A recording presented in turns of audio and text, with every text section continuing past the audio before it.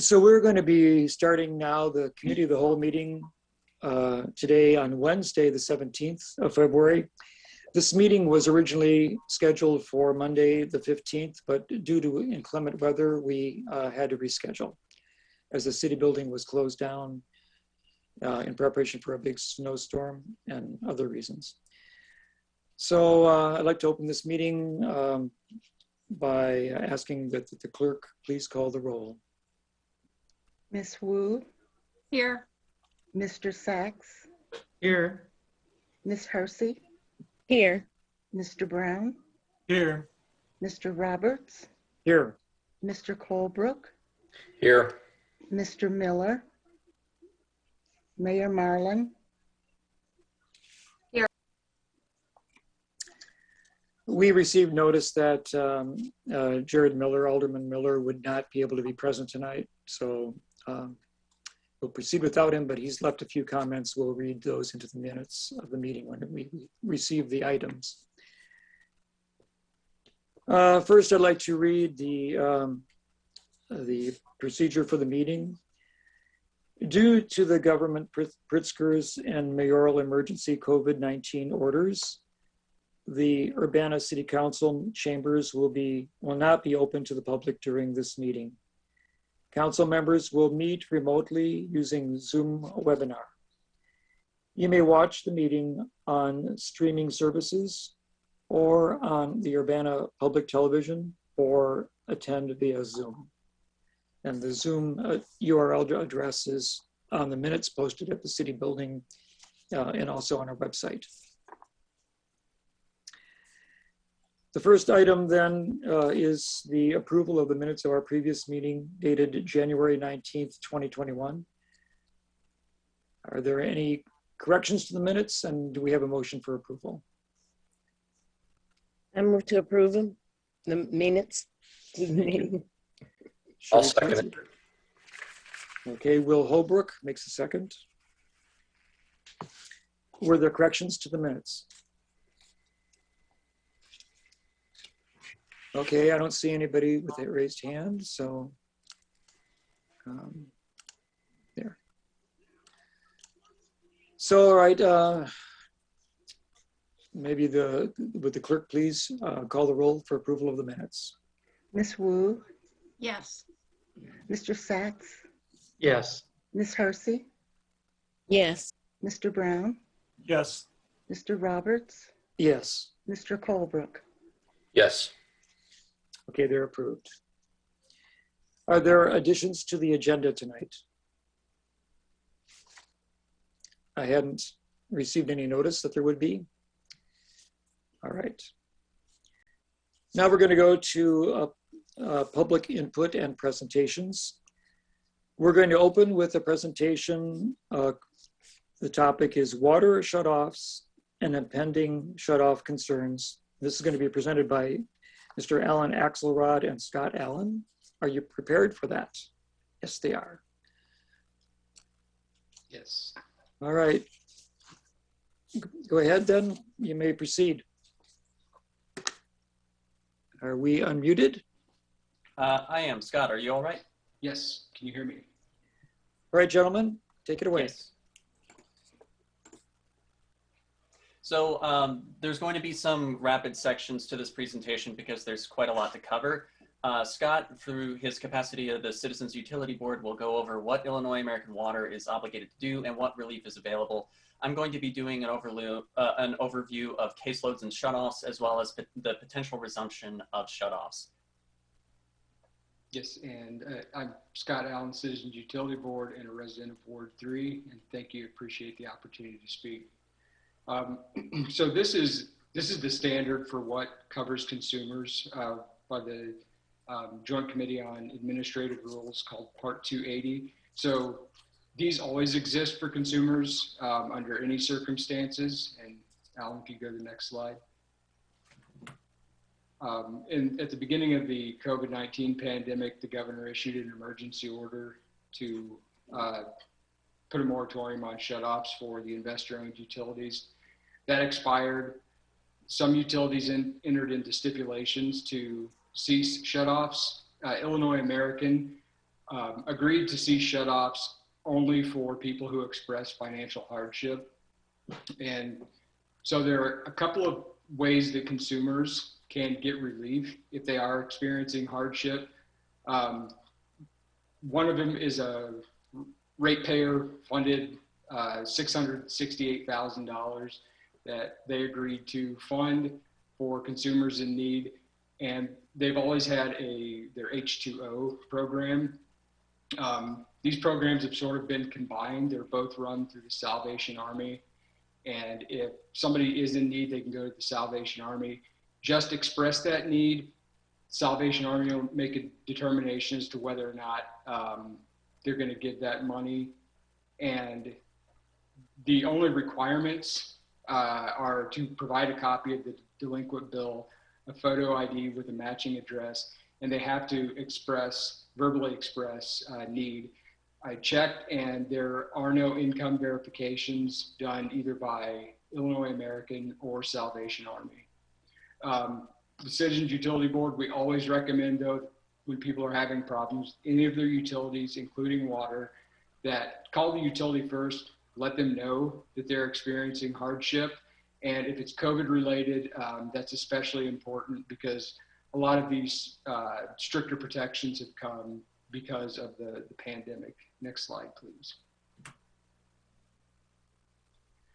One other piece of relief is coming now through CCRPC with some federal money that was made available. Champaign County is one of really a few counties in the state who has gotten this money, has been set up to give it out, the emergency rent assistance. I put this information here just to let people know what's available.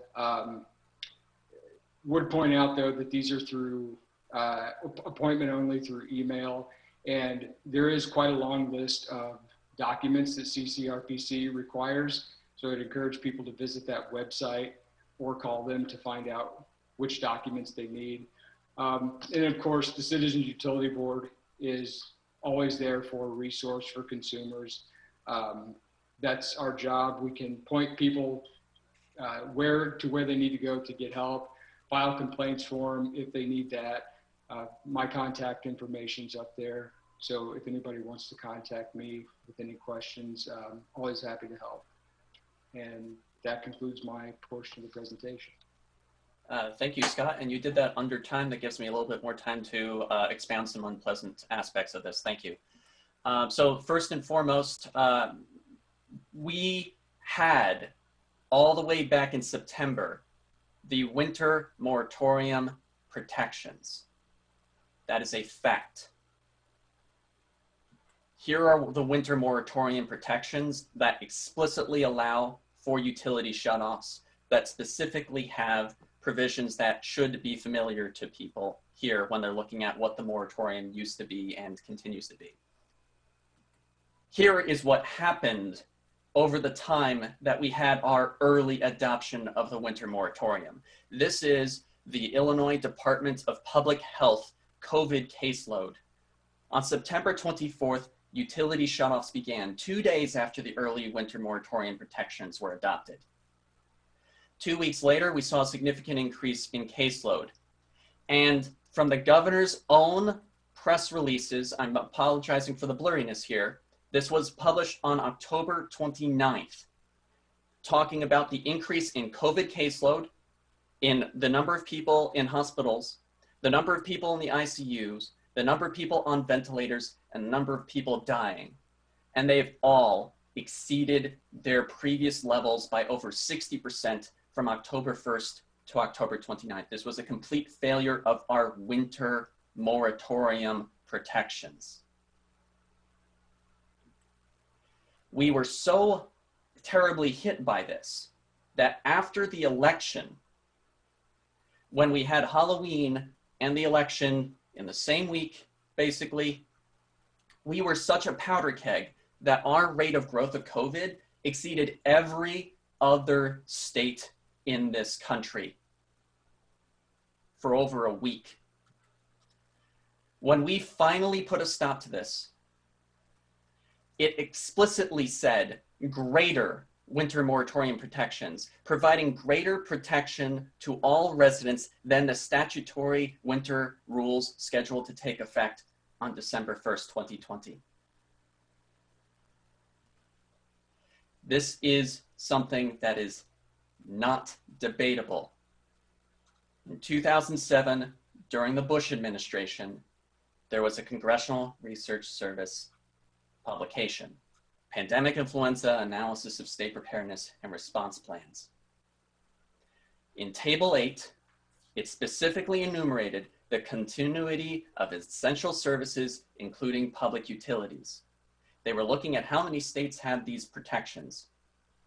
They didn't list the states, only 7. Turns out it wasn't us. The total number of disconnections.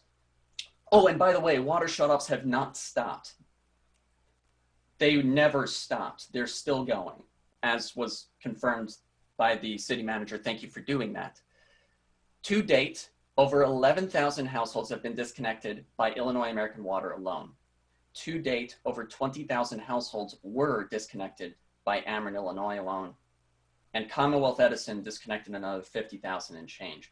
Over 80,000 households disconnected, and the vast majority of them in the period of 9 weeks. We are due to repeat that spike even with the vaccine distribution if we resume utility shutoffs and if we weaken the protections that we have. That downward trend that I pointed out in that earlier graph, let's take another look at that because the presentation is pretty much done. We have had a decrease in the caseload after power shutoffs, which again affected over 70,000 households, were stopped. Not completely. Ameren has made a point to show that they are not willing to operate in good faith. They disconnected 1 household in December and 1 household in January to prove a point. We are going to have this happen again, unless if this is rigorously addressed. Thank you. Okay, so are there questions for the presentation from anybody?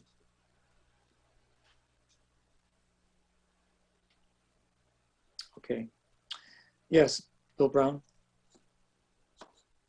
Yeah, in trying to address this, whether it's a pandemic here or not, I think especially when we were trying to find the people that were disconnected from power, is there any way when we get the notice, I know for power it goes through public health, is there any way to figure out which of those might be people that have moved and left either because they found someplace else to live? You know, we're a real mobile community. I think every year about 15% of students at Urbana School District move out of the district or come into the district.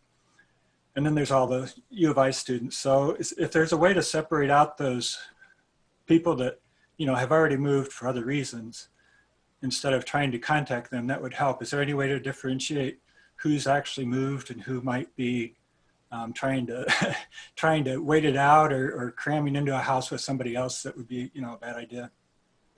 So this reminds me of the past back and forth that we had about college student poverty, where it only affected the county statistics by about 2% when we had removed the student population. And so when you're talking about the utility shutoffs and trying to characterize that, the best that we can do is we have the disconnect notices that were sent to the public health district when they were receiving them in the county. And that is good for backward analysis to figuring out what's going to happen. But here's the part that sucks. The requirement for receiving those disconnections lapses at the same time as this moratorium does. In April, we do not have any statutory mandate to receive those disconnect notices. And what we've seen from Illinois American Water is that because they were not required by that statute for those same months, they haven't been sending the public health district anything. Julie Pride messaged me saying that she did ask, and she also did send an email to you all, I assume, that she asked Illinois American Water for disconnect notices and didn't get them. So we are going to be flying completely blind if we allow utility shutoffs to resume. Okay, thanks. Okay. Yes, Sharice. Go ahead. Hi, Alan. Hi. And Scott. Thank you for this information. I guess what I kind of want to know as well is, do you have any chance of presenting this to the governor to, at all? Because, our power regarding trying to stop this, as you already know, is like extremely limited. So how can we move this, this information forward to make people know, make the powers that be know, the other powers that be know that, this is important and that it's in particularly during this pandemic, those two correlations of shutoffs and how the rate goes up. So do you have any idea if you can do that, or how that can be done, or have you tried, or? Scott, is it all right if I answer this one? Yeah, sure. Okay. Thanks for your question, Sharice. I know that that's, it's very frustrating. What can we do about this? Yeah. So there's a couple different things. There's been zero published legal opinion, only someone saying that their interpretation of the state statute doesn't allow for any protections. There's been zero published legal opinion about the Illinois Emergency Management Act and the Emergency Services and Disaster Act powers, which Jared Miller had sent to the city council. And that's when legal counsel had made one of the claims that is not true, that Illinois, that Ameren, Illinois is a private utility. By state statute, they are a public utility, and they are regulated by the Illinois Commerce Commission. So the ESDA, the Emergency Services and Disaster Agency, has the ability to, without limitation, temporarily restore public utility service. That sounds contradictory, but that's the way that it's worded. That's one thing that can be done. The second thing that can be done is potentially another resolution from the city on this matter, because what that does is it actually generates pressure. Now, regarding the, and that pressure exists in terms of earned media coverage, and the governor is going to take note. Now, regarding presenting to the governor, I would welcome the ability to do so. The most accessible unit of government that has responsibility for this is the Illinois Commerce Commission. What we're doing as part of No Ameren Shutoffs is we are talking to cities across as many counties as we can reach, one city per county, to approach on this issue before we go to the Illinois Commerce Commission and start to pressure them. So I'm hoping in the next week or so, we will be able to approach additional city councils and talk to them about this as well. If they pass resolutions like you all, just like the city of Bloomington passed an initiative after you all had passed a resolution, very similar things, that actually was 3 or 4 days, if I remember correctly, before Ameren announced that they would stop utility shutoffs on November 18th.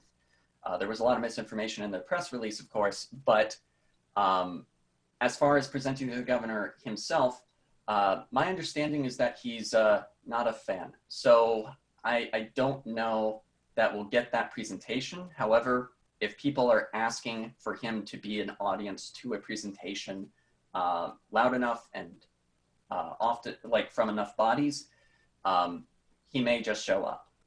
But as someone who is being advised by scientists for how to handle the pandemic, my honest opinion is that he knows all this. Okay. I would just add from my perspective too that because Cub, we participate in those discussions at the Commerce Commission. The Commerce Commission has expressed that they don't feel that they have jurisdiction, especially to extend the moratorium.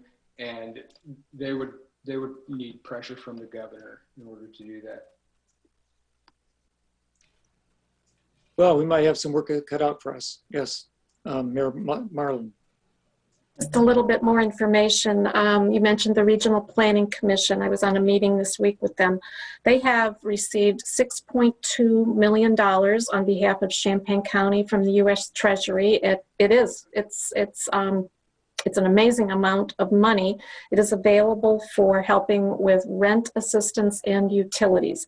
So people can call 877-548-4205.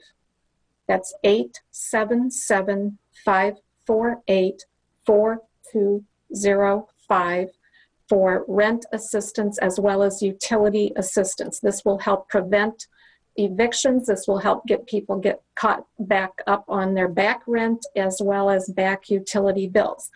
The one difference with this program compared to past programs is that property owners can also apply on behalf of their tenants.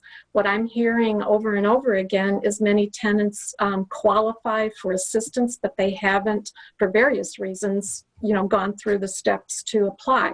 But landlords can help them and apply for them, and that will also prevent this backlog of overdue rent and utility payments. So again, anybody who has COVID-related loss of income or financial difficulty should be calling that number to get an appointment. It does require an appointment. They'll walk people through it, but that's the first step, is to make that phone call. And it's $6.2 million for Champaign County.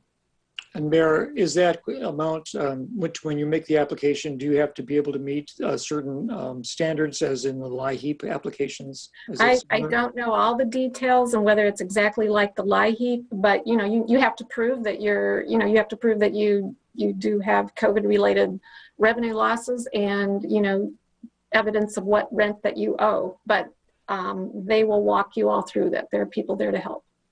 And the Regional Planning Commission is, they just have a great staff and they're ready to help people. And they have $6.2 million. What's that number again? 877-548-4205. And as of a couple of days ago, they had had about 300 people. But $6.2 million is a lot of money available to help people get caught up on some bills. Very good. Yeah. Thank you. Thank you for if your... I may add one thing real quick. Go ahead then. So the program that the mayor outlined is excellent. There's an automatic option that I forgot to mention when Charisse had asked me a question earlier. There is SB 3066. It was a bill that was introduced in the lame duck session of the Illinois General Assembly. It provided for direct automatic payments to utility providers and to housing providers to manage the arrears of their customers or tenants. And according to notes received at the last Democratic Party meeting, Carol Ammons had said that she would be supporting the reintroduction of that bill. But one of the things that we could do as a community is talk to State Senator Scott Bennett to make sure that he's on board. The reason that we didn't get that passed in the Illinois General Assembly during the lame duck session is because there was only one sponsor of the bill, Laura M. Murphy, and she pocket vetoed it. So if for example, State Senator Scott Bennett had added himself as a co-sponsor, that could have avoided it, but there's also some there's some procedural limitations that could have prevented him from doing that. But we need to make sure that this is on his radar too. Okay, I think that's covered very well. Appreciate it very much, and thank you for that. Thank you. We're going to go on now to public participation. And I'm looking to see, we have two individuals who've raised their hands at this point. I know it looks like it's one person. Colin Dodson, you could participate. Hi, yes. Can you hear me? Yes. Awesome. There are just 2 points I wanted to raise in connection with utility shutoffs. One is on the point of, the amount of power that municipal governments can have to prevent utility disconnections. This being said, this is anecdotal information. I'm not entirely sure how this is enforced or what the difference in the environment in terms of how much power municipalities have between New York State and Illinois is. But I can say that Geneva, Illinois has actually passed an indefinite moratorium on utility shutoffs for non-payment. So it is something that municipalities can do, assuming that there's nothing at the state level to prevent it. And the other thing I would say is that, while it's great that there's substantial aid available in order to help folks pay back due rent and utility debt, as we're looking at a pandemic, this is a collective problem. It is a public health problem. It's not just an individual problem. So as well-intentioned as these programs are, any kind of application process in front of it is a barrier, which is going to limit the effectiveness of these countermeasures, where the simplest thing to ensure the best public health outcome is simply to stop the utility shutoffs in the first place, to disallow the utility companies, which, as Alan said, are regulated as public utilities, to stop them from disconnecting in the first place as a blanket without requiring any initial action on the part of any individual. Because the thing is, when someone goes, has their water shut off and is unable to maintain proper hygiene, that doesn't just impact them, it impacts the entire community, because that becomes a source for spread of a disease. And that's true just as much with the flu and the common cold as it is with COVID-19. It's just that this pandemic has raised the importance of these underlying concerns and issues, what I would call human rights, positive human rights, housing, water, food, healthcare, et cetera, et cetera, et cetera. But the point is that for people to stay safe and to keep their communities safe, under no conditions should water or power be shut off for non-payment. Thank you very much, Colin. The next individual, Ami English, or Amy. Hi, can you hear me? Yes, we can. This is Amy Gendusa English. I work for CUB. I was invited on by Scott. I just had a couple of quick clarifying questions. And I'm sitting here holding up 3 fingers so I don't forget what my 3 things are that I want to ask. Number 1, for the most recent speaker, I'd like to clarify the Village of Geneva in Illinois. They have a municipal electric department. So if they were passing an ordinance to ban disconnections, it would have been related to their own utility operations. It wouldn't have anything to do with investor-owned utilities. Geneva would be in the service territory of Nicor Gas. Nicor Gas has been abiding by the disconnection moratorium. I just crunched the latest disconnection numbers, and they haven't done any disconnection numbers. So it is true that that leads into my second point. And Amy, I think my notes said that he was talking about Geneva, but I thought it was New York. Am I wrong? I don't know. I was a little confused about that. I don't know where Geneva, New York is, but okay. Thank you very much. Continue. And so going on to the disconnection moratorium and the disconnection numbers that Alan so expertly highlighted.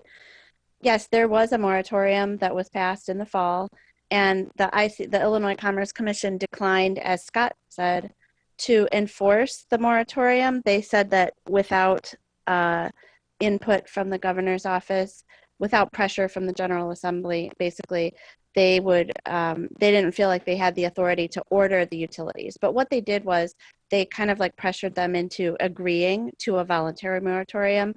But I think the real crime here is that quote unquote voluntary moratorium is being implemented very differently by different companies. So we know that People's Gas, North Shore Gas, and Nicor Gas have not done any disconnections whatsoever. And then you have other companies like ComEd that did some disconnections and then backed off and decided not to do any more for a while. The most egregious thing that's happening right now is that Illinois American Water has been on like a disconnection bonanza. So they disconnected a bunch of people in December, and they just released their January disconnection numbers. And it looks to me like we know they disconnected over 3,000 people, and you can sort those, you can look at those zip codes where the disconnections took place. And so what I think is important is that where the city of Urbana and local municipalities can come in, you can exert political pressure on the utility companies themselves, because we have the political structure with the Commerce Commission and the General Assembly. Whatever work can be done to build support for extending the moratorium across the board. But on behalf of the city of Urbana, you can certainly reach out to Illinois American Water's public relations team and ask them, why are they doing so many disconnections? Their behavior as a company is counter to what all the other companies are doing. So I think, to me, that's the biggest red flag. And that's what I really wanted to enter into the record today, is that I think Illinois American Water is behaving in a very anomalous and especially threatening way. Thank you very much. Good points. All right. Next, James Corburn. Would you like to speak? Okay, can you hear me now? Yes. Okay, thank you. Yes, I got two issues. Well, not two issues, just two concerns I'm gonna talk about. And I wanna first lead off with a little bit about what Mayor Marlin, the number that she just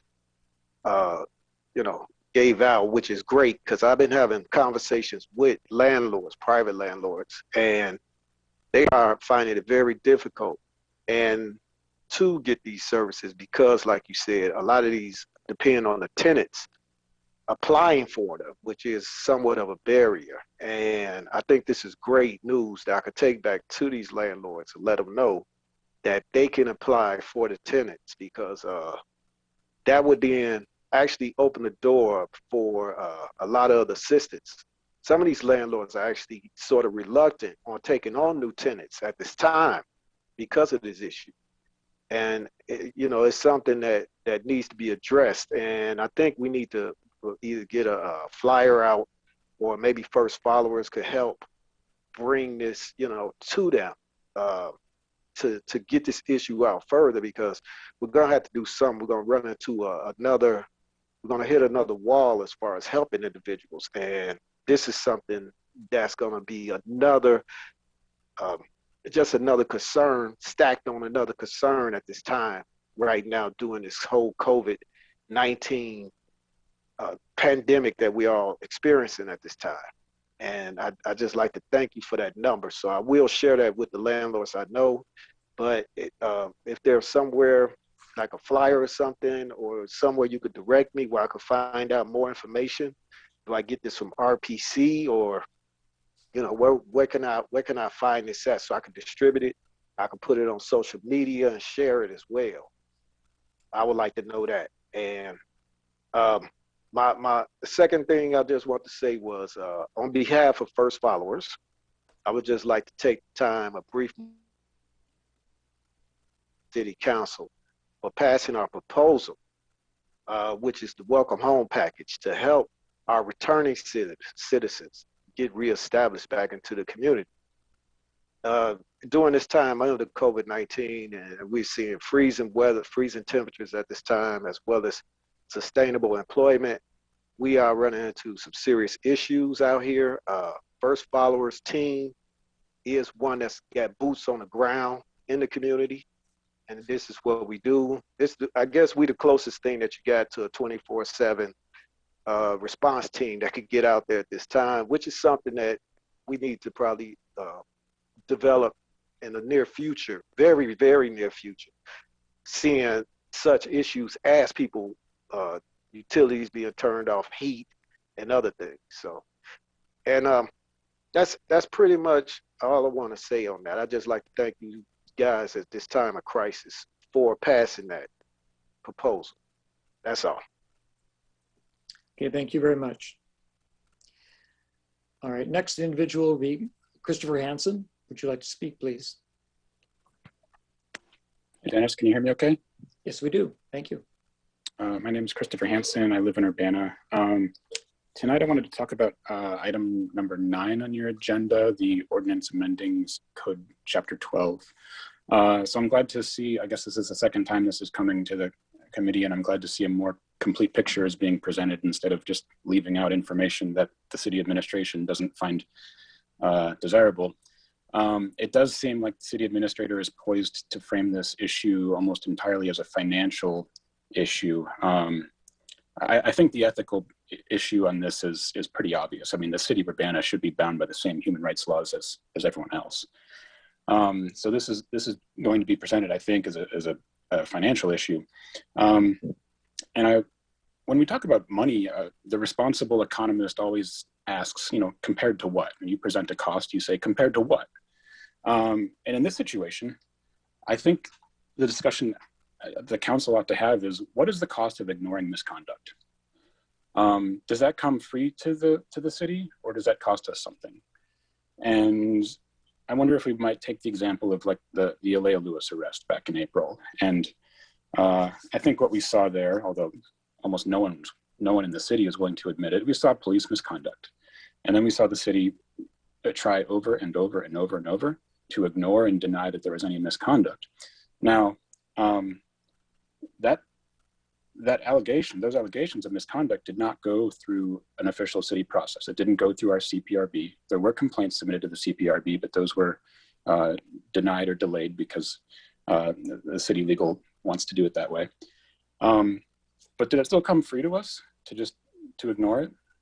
I don't think so. I was doing some back of the napkin numbers the other day, and I wouldn't be surprised if the city ran up $500,000 or $1 million in costs and burdens because of that one incident. I mean, if you think of all the hours and staff time, the public input, everything that revolved that, I mean, it kind of crushed the city's throughput for a good portion of 2020. So, and remember if Alea Lewis thinks she was something. If her rights were violated, the courts are at her disposal, right? So we can sit here and pretend that, oh, there's another venue. But did it matter? Or did it still cost the city all the same? So we're looking at the Urbana human rights laws, and the question is, do we want to clearly include the city of Urbana under this ordinance, or do we want to exempt them so that if someone working for the city violates the human rights laws, they can't be held accountable to our human rights laws? And so that's the question before you. And I think it should be clear, the first people, the first entity, the first employer that should be included in those laws is the city of Urbana. So I can't see exempting them as being proposed. I would also I hope someone will ask why the city attorney never invoked Chapter 2, Article 9 of the city code, which already contemplates conflicts of interest and the hiring of outside attorneys. It seems like some of the problems that are being proposed are already contemplated in our code, and I didn't see that referred to.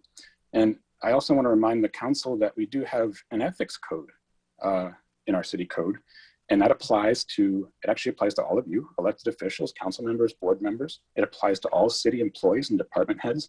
Basically, everyone working for the city is bound by this ethics code, and you can be fined up to $750 for violating this code. So the conflicts that are being proposed here, does that mean we can't apply it? We can't use our ethics code ever either, because it's just too untenable to hold ourselves accountable? Thanks. Thanks, Christopher. All right, next person, Tracy Chong, please.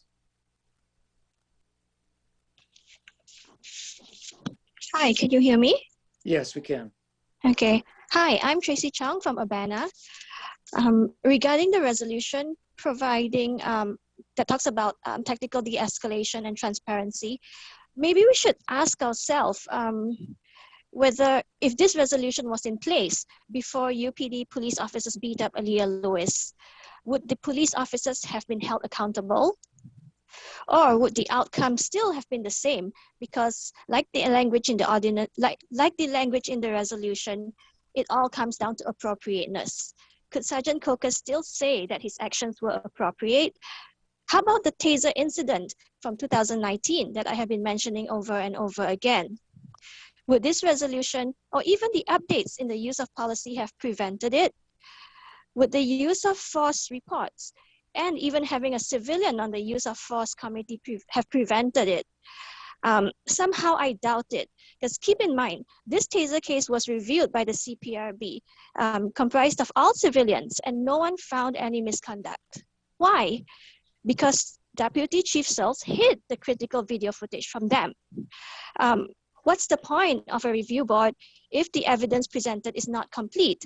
And who's keeping track of the evidence that's presented? It all boils down to the rotten core of UPD leadership. A police chief that doesn't hold his personnel accountable and is incapable of issuing an apology. A deputy chief who selectively shows or hides taser cam footage from a review board. And another example, when looking to purchase gas masks, our deputy chief Searles knew that based on the amount that they were going to spend, UPD would need to follow the proper channels of advertising and asking for written bids. But it seems like Searles wanted to push for the deal to be done before the November elections so that they could bypass purchasing regulations based on exigency. If this is how our police department leadership thinks, what's the use of talking about transparency? Speaking of leadership, the leadership of our city matters too. How can we hold the UPD to a certain standard when we have a mayor that has been caught telling the public inaccurate information to suit certain narratives? We have not heard any apology from her. Regarding the HRFC's jurisdiction over the city, based on Carol Mitton's memo and analysis of the issue, it seems that the choice of what to do has now come down to cost. Is basing decisions on just the number Carol Mitton gave the right thing to do? Are we being short-sighted to make decisions just based on the numbers she provided? What is the cost to the city when we put aside ethics when making decisions? That aside, I'm very curious about the number Carol Mitton gave. She cited $17,000 for the hiring of Deanna Moole for the electoral board hearing. I was pretty shocked to hear that number. Carol Mitton also said the cost may increase due to PAC appeals. Can anyone clarify why? As far as I know, the hearing officer has not been involved in any PAC appeals. It was City Attorney James Simon who has been the attorney responding to PAC appeals. Maybe if you're going to put out some numbers, I think some clarification to the public should be given. And I hope any of you city council members or city staff can address these questions. Thank you. Thank you for your input. Next, Ellen Max Axelrod. Are you coming back on? Yeah, can you hear me? Yes. Okay, so I've got a few things to address. Can I see the clock real quick? Thank you. There it is. So I was asked by a member of No Ameren Shutoffs to specifically point out the water shutoff numbers in Urbana that I had glossed over. This past month of January, there were 92 water shutoffs. The month before, there were 125 water shutoffs. Sorry, I'm reading the, 125 was for Champaign County. 68 water shutoffs in December. The main thing that's important to realize here is that roughly 1 out of every, 30 households that were shut off in December were in Urbana. And we've got a very similar percentage for January as well. And I hope that this program helps to stymie the shutoffs. I'm not optimistic about anything that's not automatic myself. Any sort of Fortune 500 company that is worth their salt will contract with companies specifically to reduce the steps and to streamline the process of point of sale transactions so that they can increase their profits. We don't do that when it comes to social services, and that's why we need to try to fight for things as automatic as possible, because someone who doesn't complete that customer conversion, in air quotes, that's not somebody who doesn't give you money, that's somebody whose life is ruined. The other things that I wanted to address relating to the agenda tonight, we have to remember what Police Chief Serafin said about a gun being present and that being the reason why de-escalation was inappropriate in his opinion. If this "whenever possible" phrase in that resolution is used to justify that same behavior, we are no better now than we were then in addressing the inciting incident. So please explicitly have an amendment to the resolution mentioning the presence of the gun and that not disqualifying de-escalation as a priority. The other thing that I wanted to mention is gaslighting. There's a pattern of behavior, and it usually goes like this. I'm going to, in some way that you can't trace, or in some way using innocuous statements, say something that is grievously upsetting to someone else. They lash out, and then I go, aha, got you. That is basically a callous description of gaslighting. I mention this specifically because there's still quite a lot of harm done to people who have been gaslit by powerful people, and those powerful people then use the victim's response to try to flip the roles. No matter how many media reports there are, that damage will not be undone until there is responsibility accepted and that there is a restorative justice process done. Anybody trying to say that this is cancellation is perpetuating the dynamics that led to a lot of unpleasant events. Thank you. Okay, thank you for your input. Next, Grace Wilkin, please. You may speak. Hi, can you hear me? Yes. Thank you. My name is Grace Wilkin, and I'm a resident of Urbana. And I wanted to echo a lot of the previous speakers and just speak on a few agenda items for tonight. I hope that you approve the resolution 006R to share grant money with First Followers. I think this is a great step. First Followers is a wonderful organization that's picking up the slack from our failed system, which offers no resources to people who are released from prison or jail and then are discriminated against for housing and employment. So our system sends people into this vicious cycle with no resources. And First Followers and other organizations are picking up the slack and doing amazing work. So I'm glad that we're sharing some of these structural resources, and I'd like to see more. You know, we shouldn't be in this situation in the first place. I think it also ties into item number 9, resolution ending in 003, about Urbana being exempt from its own human rights ordinance and the decision that its human rights board makes. I think that by discriminating on criminal record, you are not only defying Urbana's own ordinance, but also perpetuating the broken cycle of recidivism and denying employment to members of our community who already served their time and could offer unique and diverse skills and perspectives. So I think that it's ironic to even have both of these on the same agenda item today, that you will potentially discriminate against people for a criminal record while supposedly supporting First Followers and denying your own human rights ordinance. I see a lot of hypocrisy in that. On the item for de-escalation, I think that that's definitely important. De-escalation is key in staying calm in intense and heated situations. I'm concerned that any changes to the police code or training won't be effective unless there's true accountability and changes to the way that we overall structure the system and the way that police interact with certain members of our community. Again, please listen to our other community members as we have a lot to offer. Thank you. Thank you, Grace. Lena Andrus Walker, your turn, please. Hi, can you hear me? Yes, we can. Okay, thank you. My name is Lena. I'm a resident of Urbana, Ward 5. I just wanted to give a very general public comment about the presentation earlier on utility shutoffs.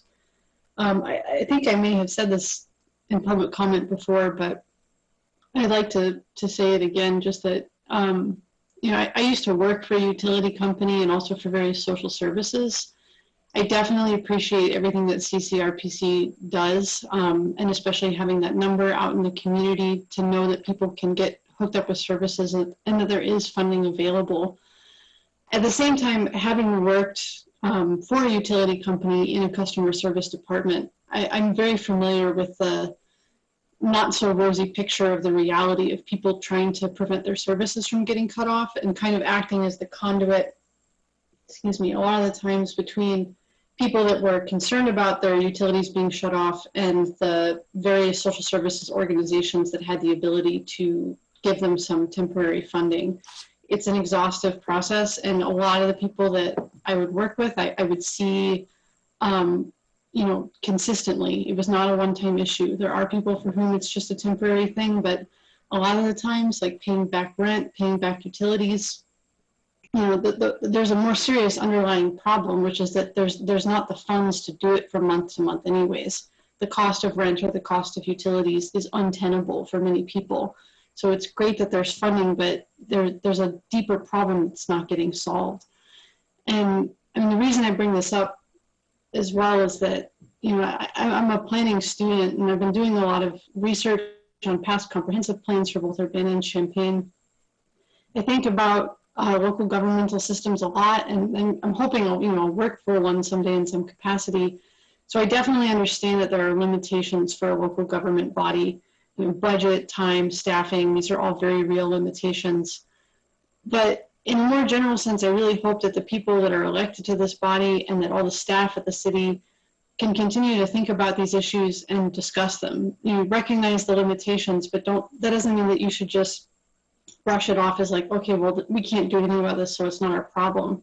Because how we frame issues is really critical. You know, and as public service employees, we can't always control our funding or other things, but we do have a say in what we choose to prioritize and how we choose to frame stuff.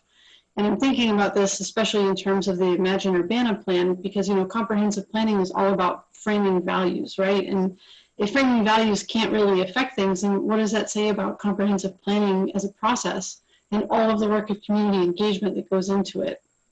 So I just wanted to sort of share that perspective on that, and that I hope we can do everything within our power, both governmentally and as a community, to make sure that folks are staying safe in this pandemic and not getting their utilities shut off, and looking at the deeper problems in the long term for how to prevent these issues from happening at all. Thank you. Thank you. Okay, the individual Rita, your turn, please.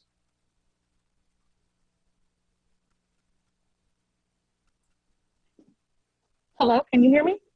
Yes, we can. Okay, thank you. My name is Rita Connerly. I am a resident. I reside in Champaign. And I just want to take a moment of silence for the overload of white fragility and complicit colors that have been exhibited at last week's meeting and since.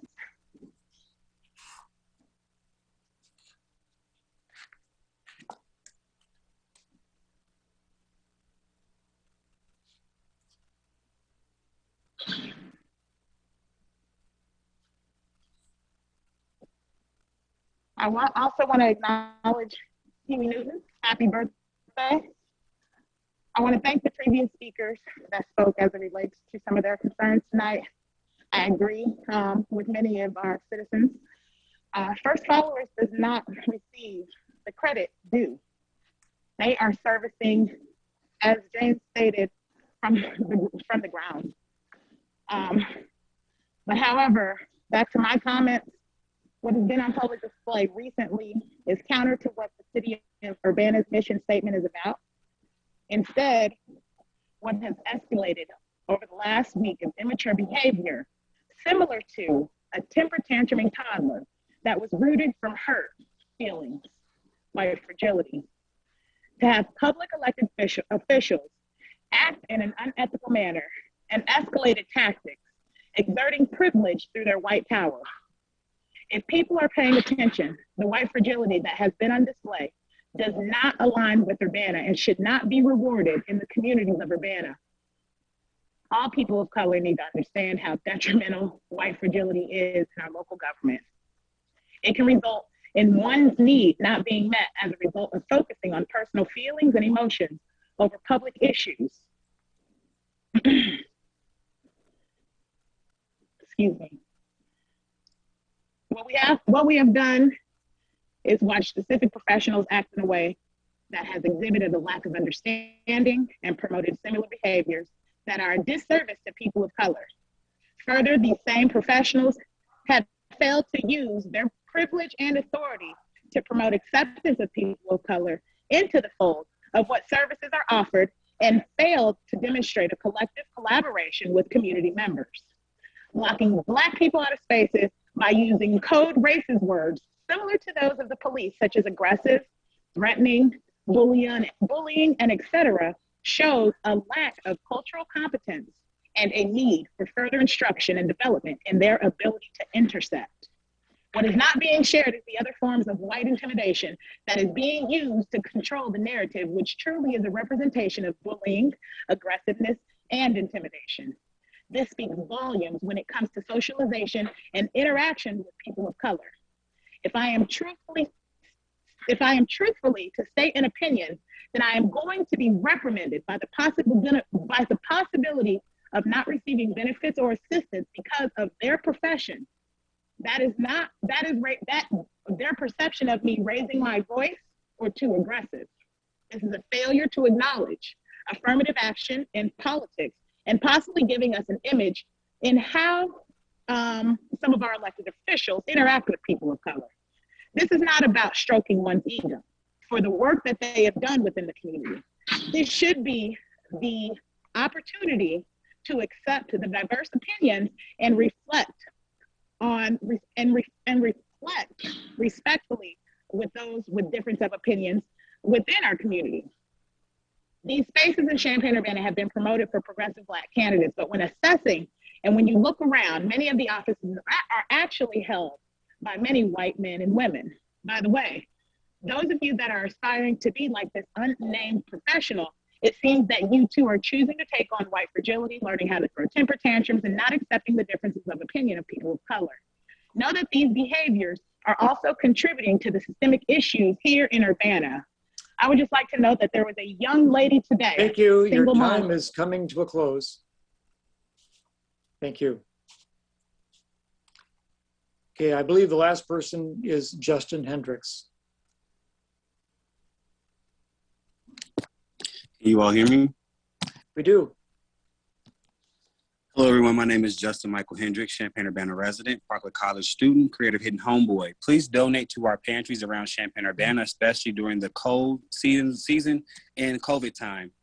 We are thankful to have a pantry in collaboration with First Followers at the Louisiana location. Personally, to see the work firsthand from Mr. James to Mr. Tiger and the others in the program is impactful and has created a change and an opening door of opportunities for the recently incarcerated, even to see the youth and the Black boys having skills and resources put in their hands instead of disparities is something very impactful to see.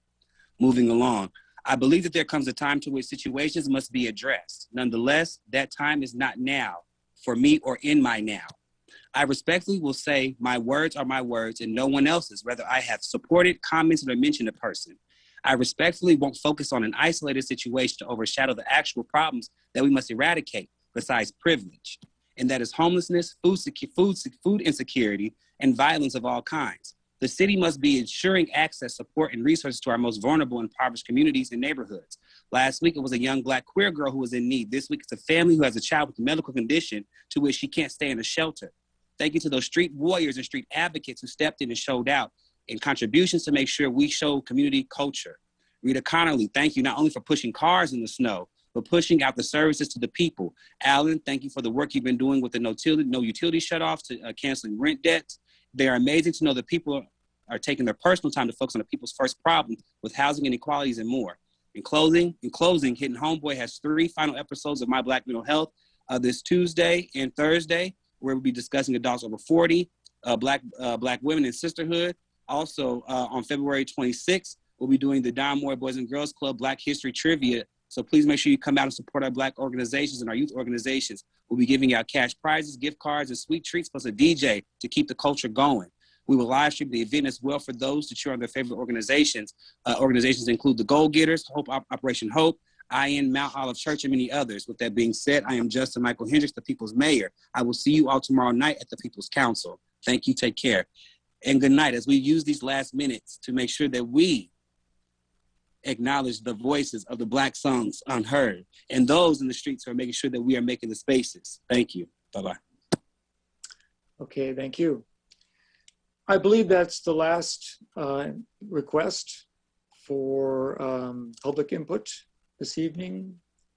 I do not see any more. That was myself. Somebody was not knocking at the door of the City Council building. Then therefore we shall go on to the agenda as provided to us. So first we need a staff report. Will there be a staff report this evening? Carol, please go ahead. I have just a couple of things. One is just following up on the conversation from I think it was the last meeting about emulsicoat. We have been working with the folks from the Environmental Justice Office in IEPA, and we are collecting some information both from emulsicoat themselves, and also we've, I think I had mentioned that we've done a FOIA of some of their reporting with IEPA, and so we'll be collecting that, and we haven't gotten anything yet from our FOIA, but we will put that in a place where the public can access it. And then at the April 6th meeting of the Sustainability Advisory Committee, the folks from the IEPA will be there to explain explain these reports. They'll bring some technical folks. I've invited the folks from emulsicoat, but that'll be an opportunity for people to have a dialogue about their concerns and what the reports mean that we hope to be getting. So I wanted people to put that on their calendar so they can attend. And then, staff has been thinking about, we will for sure have some new council members, and we have folks that maybe didn't get the full range of training that may be returning. But what we want to do is start doing some council training, and the amount of training that we want to do is we don't want to wait until the elections take place. We want to get started. It's all to the good of the public as well. So starting on March 1st, we're working on a schedule, but starting on March 1st, we will have a public meeting starting at 6 o'clock. So from 6 to 7 prior to the council or committee meeting, whatever's happening that night. And we'll have a session about a topic. So that we can start to, just get people understanding how the government works. And members of the public will be welcome to attend, but in order to keep to the hour time, the only people that will be allowed in as panelists to ask questions and so forth will be either sitting council members or candidates for public office in Urbana. So just something to put on your radar screen going forward. And that's what I have for staff report tonight. I don't know if the mayor has anything. I do. Do you? I do. Just Okay. to follow up on James Corbin's comments about getting the word out to landlords, I wanted to let folks know that RPC and our staff and staff of other municipalities did hold a meeting with, I believe they said they had about 30 landlords attending, some of the larger landlords especially, to let them know about the funding that's available for rent and utility assistance. And I've also had a meeting with a couple of landlords as well, which first alerted me to the cascading impact of people being behind in rent. It means that property owners are not getting the income that they expected, which then has an impact on their ability to pay their mortgages. And one of the things that we want to, two of the things we want to prevent is, one, we want to prevent people from losing their housing. We want to keep them in their homes, but we also want to prevent people from losing their properties, which would lead to foreclosures and then a whole other set of problems, which we saw, you know, in the Great Recession of 2008 and 2009. So this program is good for both the renter and the property owners, and they are making a concerted outreach to landlords. But yeah, anything you can do to get the word out to other property owners is really important. I see a question from Bill Brown. Yeah, I mean, we do have the rental registration program, so we should have a pretty big list of landlords, and that would include a lot of small landlords that might not hear about it otherwise. So any way we could make a flyer and distribute it to those people on our rental registration list? Yep, very easily. You can send an email. Yep. Okay, thanks. Other comment? Okay, great. Thanks for those reports. The first item of action tonight is resolution number 2021-02-006R, a resolution approving a City of Urbana Community Development Block Grant Program Agreement with First Followers Welcome Home Program. And we can have a presentation from Kat or somebody in community development. Is that correct? Who would like to lead this discussion?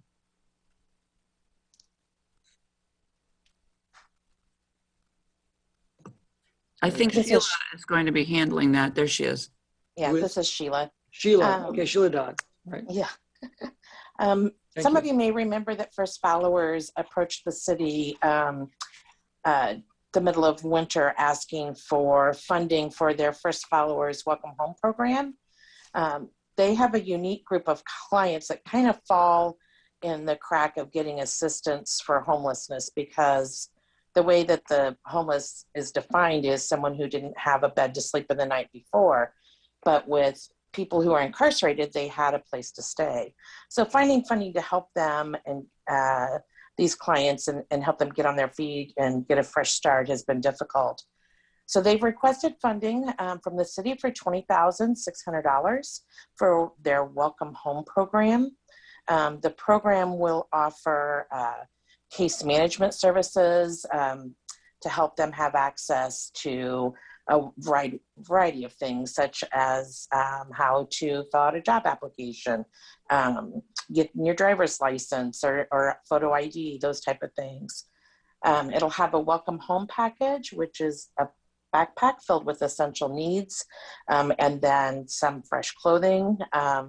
It'll provide housing assistance, so if they need assistance with rent or getting on their feet with any type of housing down payment, they'll have access to that. And then it also provides a cell phone so that they can apply for jobs and have access to getting return calls. So it's a very much needed program. Champaign has provided the same type of funding for Champaign residents, and so Urbana would like to provide the same for those wanting to reside in Urbana. They estimate that they'll serve about 12 clients with this funding. Very good. Other questions concerning that presentation there? Okay, we could have a discussion or whatever. Yes, Eric Sachs, I saw your hand go up. Oh, yeah, thank you. So the estimate was serving 12. I guess what's the projected need? The need is that, I mean, it's probably greater than 12, but they're estimating with this program just launching that they should be able to assist 10 to 12 people in the city of Urbana. These are people who are being released from the prison system, some early because of COVID and some just because their incarceration term is ended and they're needing help to get back on their feet. And I saw first Mary Alice Wu. Did you have a hand up? I did have a hand up. I just wanted so that we could have discussion to put a motion on the floor to move resolution number 2021-02006R, resolution approving a City of Urbana Community Development Block Grant Program Agreement with First Followers Welcome Home Program to City Council with the recommendation for approval. I'll second. Second. I think that Phil Brown beat you there, Cherise. Okay. But well played nonetheless. All right, we have a first a motion and a seconding. And we did, so Dennis, we did ask that this be put on a consent agenda. Oh, you did? Mm-hmm. Bill, did you do that? Ask for a consent agenda? Or staff did? Staff made the recommendation, yes. Yeah, I did not, but I was going to suggest that myself because I think this is probably going to have overwhelming support. Sure. Okay. Yeah, okay. and I'm happy to amend that to put it on the consent agenda. All right. And Bill, do you agree with that? Yep. Okay. All right. Consent agenda. Is there discussion here? Yes, Mary Alice. I just wanted to say that during the social service grant funding round from this last year, there were some questions in terms of why First Followers wasn't awarded money at that time. And Sheila had brought to our attention that there was a possibility of funding through CDBG that would meet their needs. And so I know that Sheila's been working really hard to see this to fruition. I just want to thank Sheila for bringing this to us. And I wanted to let the public know kind of the relationship that we had with the social service funding as well. That's good background. Thank you. And we are continuing to work with First Followers to receive home funding for their new housing, rental housing that they're working on, and plan to bring that to council for review in March. Okay, so that's going to be very good. Other comments or questions? All right, seeing, oh yes, Bill Goldberg. Yeah, I just want to make a couple comments. You know, I'm very familiar with First Followers. They're an excellent group of individuals from our community who are trying to, you know, to help, you know, some of our residents that are in need. I became familiar with them through my involvement in the Community Coalition, and I can't say enough positive things about them. And then also to address the question of the need. Part of my professional background, for 4 years, I was an independent contractor, and I interacted with hundreds of felons returning from the Department of Corrections. I did this in addition to my day job. And I cannot tell you how many young men and women that I met over a 4-year period who came back to absolutely nothing. I have been in more homes than I can count that didn't have a single piece of furniture, no clothing, no food. They got released from prison. They did their time. They paid their debt to society. Some of them admitted to their mistakes. Some of them didn't, but it didn't matter to me. Fact is, they were back out in the community, and they need to get reintegrated into the community. I've had some of the most blessed conversations and relationships from those interactions that I can even recount. So the fact that we've got a group here locally that is seeking a grant in order to help people in our community to get reintegrated into the community is a positive thing, and I cannot give enough support for this. Well spoken. All right, I think we can, oh yes, Eric. So I just want to clarify my question. I clearly see that there is a need. It seemed like 12 was a rather small number, so I was just wondering how big a need is there, and what proportion of the need does this need? Sounds like the needs are very large. Yeah, and it's a difficult How question for large? me to answer. I'm guessing that 12 to 15 is a minimum, but you know, it's an ever-changing population. Our funds can only be used for those in the city of Urbana. Champaign's funds can only be used for the city of Champaign residents. And as we know, this population, as well as our homeless population, cross back and forth streets. So we'll work closely with First Followers to see, you know, if they need other additional funding as time goes on. But I think there is a great need, as Bill pointed out. Okay, any other question? All right, let's have the clerk call the roll for this consent agenda item. Councilmember Wu, Yes. Sachs, Yes. Percy, Yes. Brown, Yes. Roberts, Yes.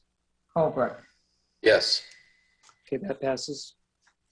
And that will go to our next meeting.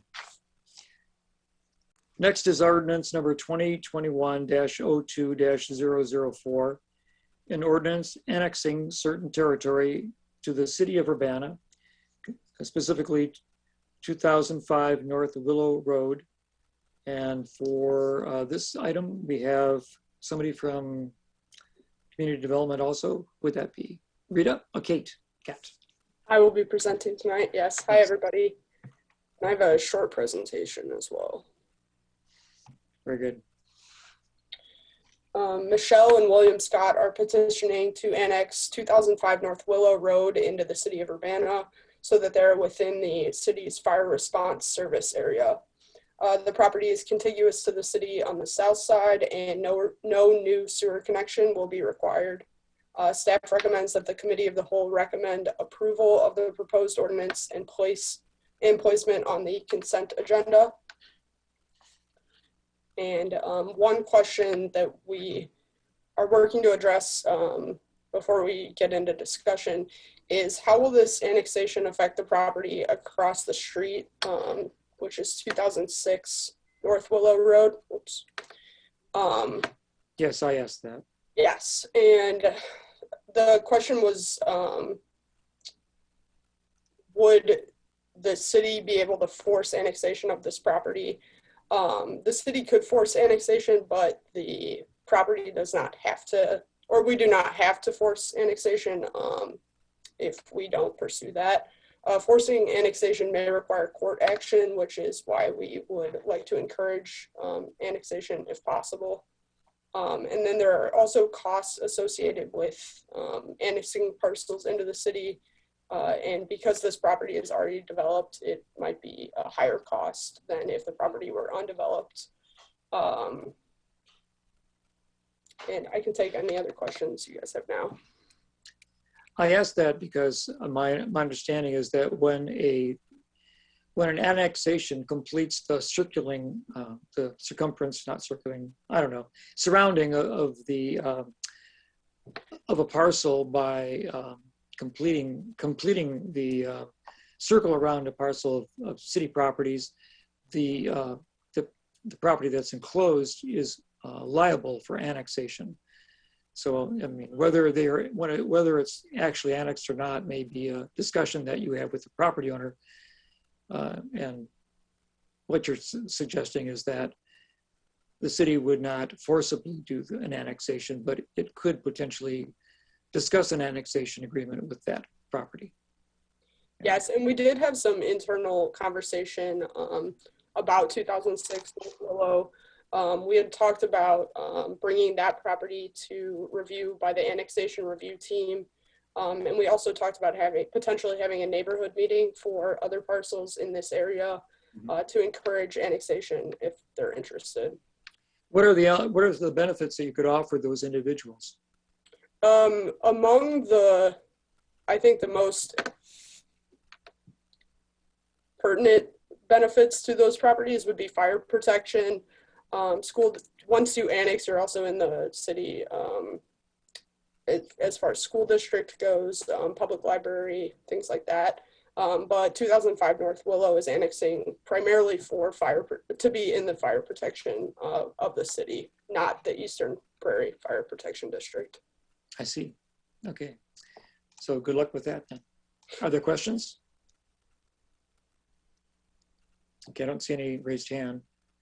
A motion? Charisse.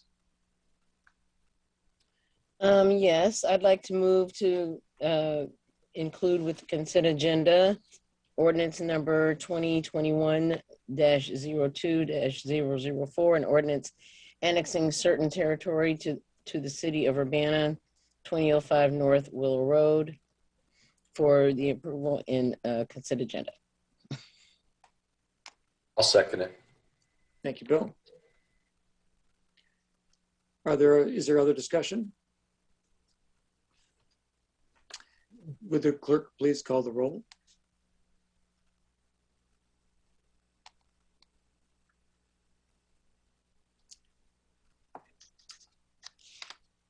Okay, would that be yourself? Would you want to do the roll call for this consent agenda item?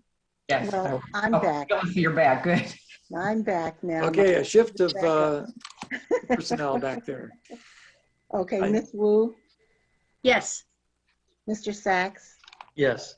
Ms. Hersey, Yes. Mr. Brown, Yes. Mr. Roberts. Yes, and welcome. Thank you, Mr. Colebrook. Yes.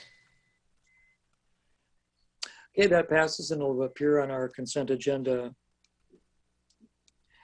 at our next meeting. Next is resolution number 2021-02-007R, a resolution prioritizing tactical de-escalation in the use of force policy and police transparency in Urbana. This was brought to council's attention by council members Wu and Hersey. Would one of you like to do a presentation at this time? I'd be happy to review it. Fine. I don't have a formal presentation, but I'd be happy to talk about it. Just to introduce it, perhaps. Yeah. I've been thinking about this for quite some time. I want to thank Charisse for supporting it. And we had a conversation in terms of the resolution that she wanted to work on.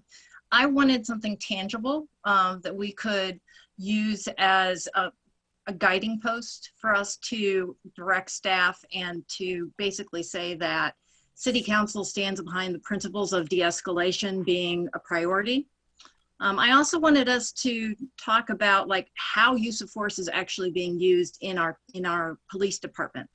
And so that's one of the reasons why after Bill suggested a annual police report, I thought that this would be a good opportunity to not only include an annual police report, but also to look and see how many use of force cases do we have that come before the board?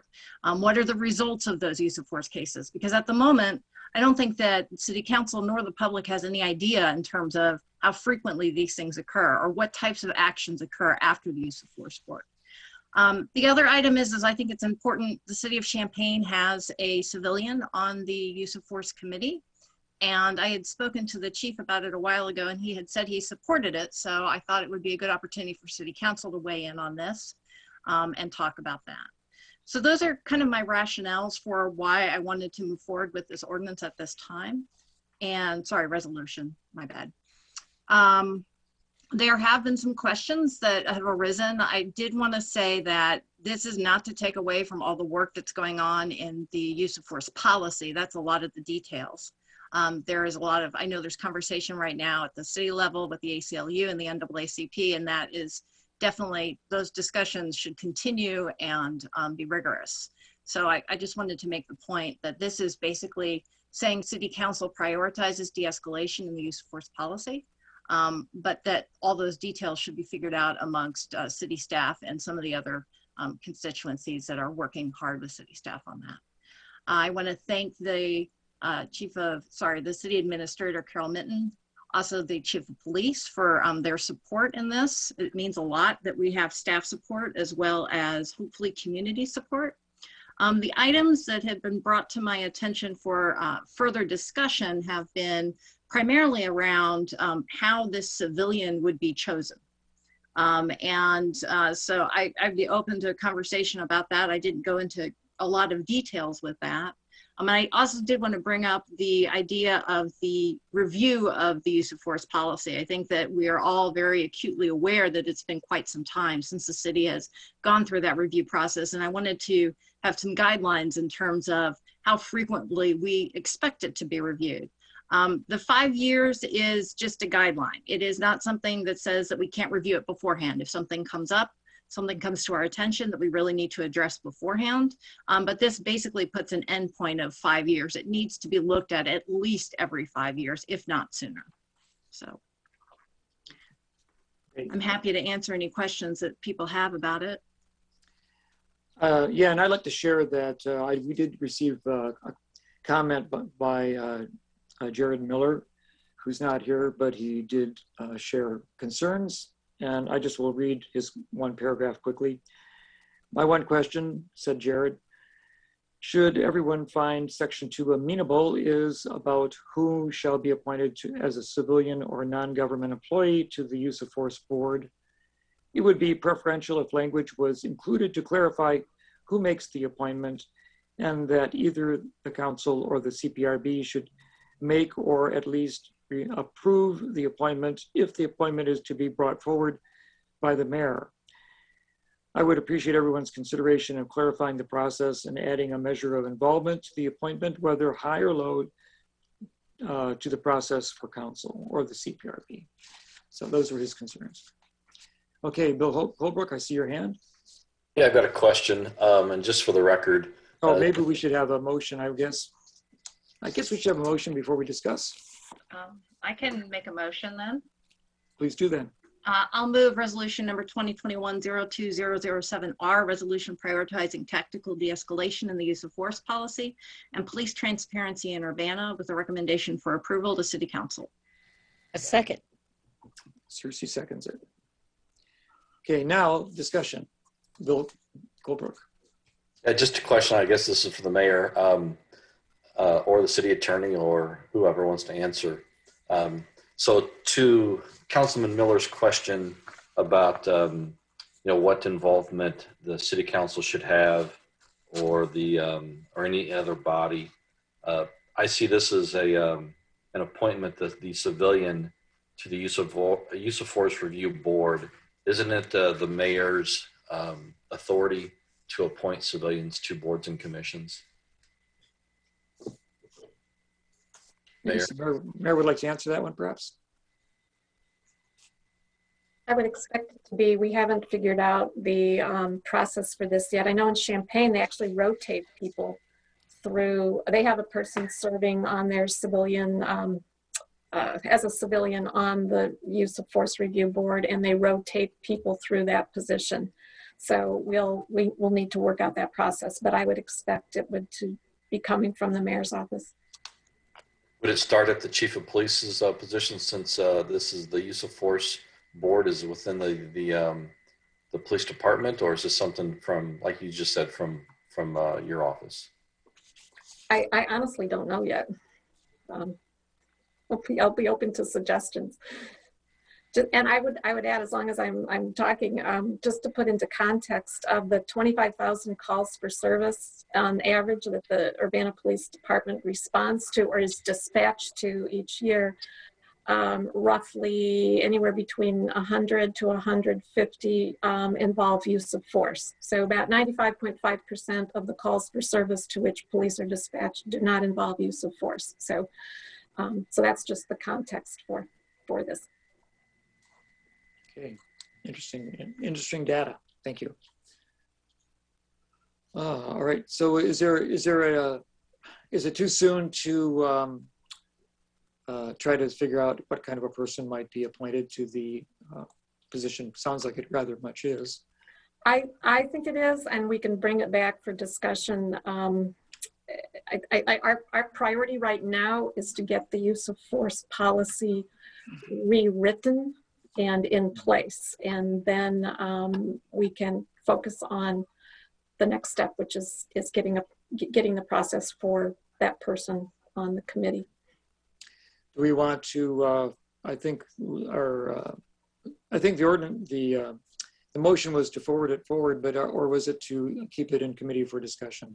What's the my original motion was to send it for approval, and I just want to say that this is kind of a supporting document for the use of force policy.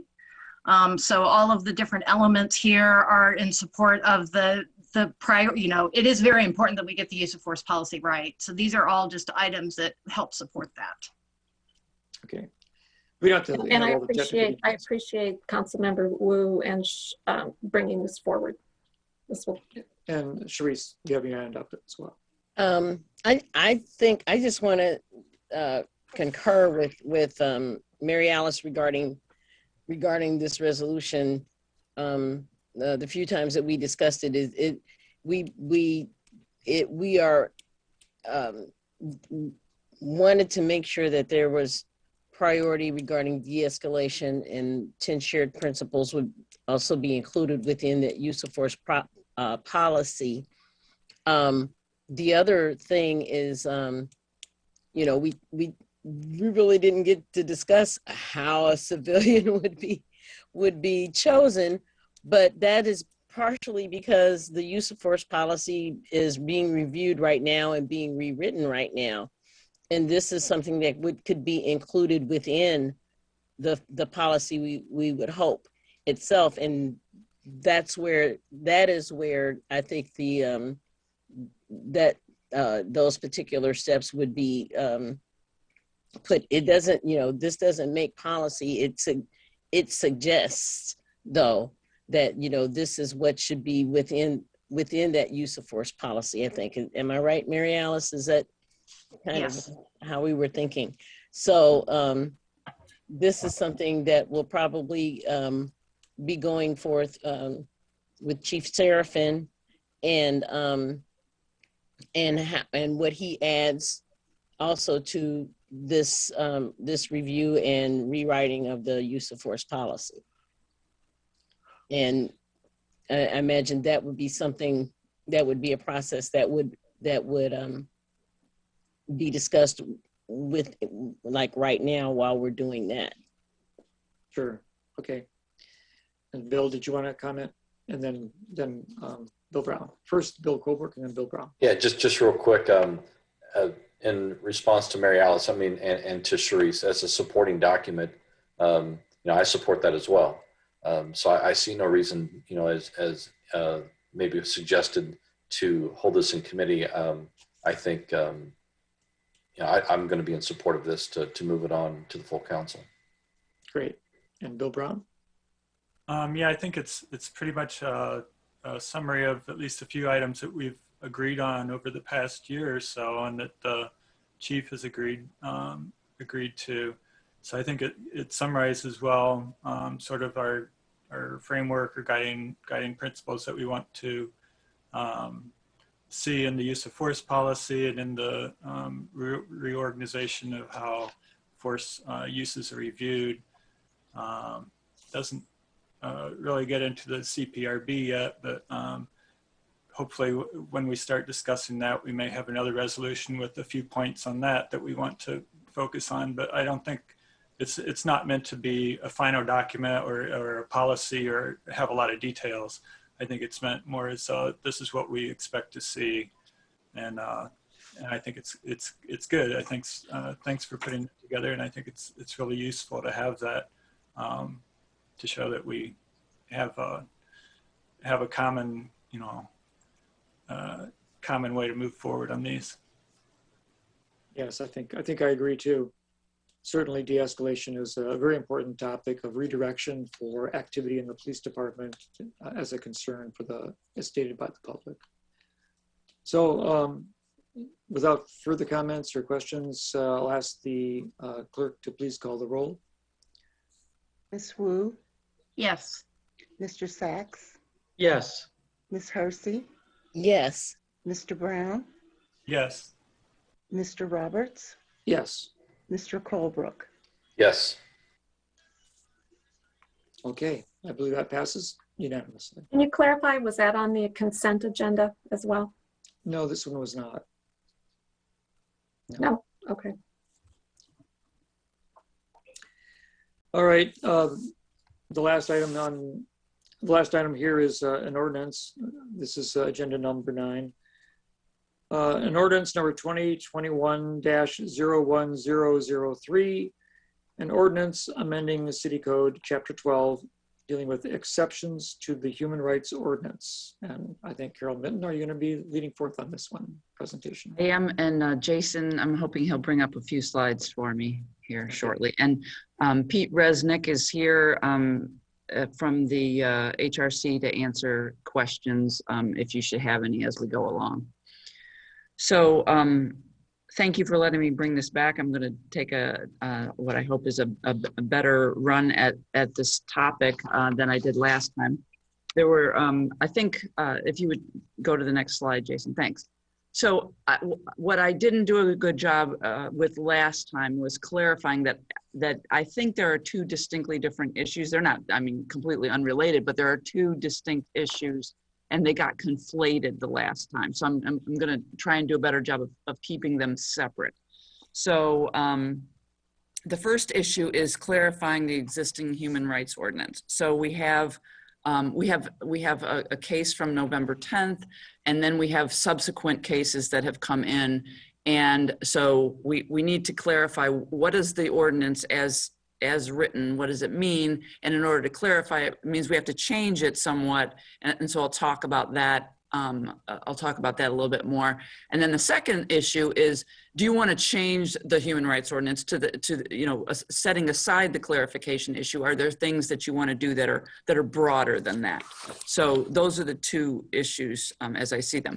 So the relevant sections of the human rights ordinance, which they were called out in the memo, it's in the definition section. It's employer refers to any person.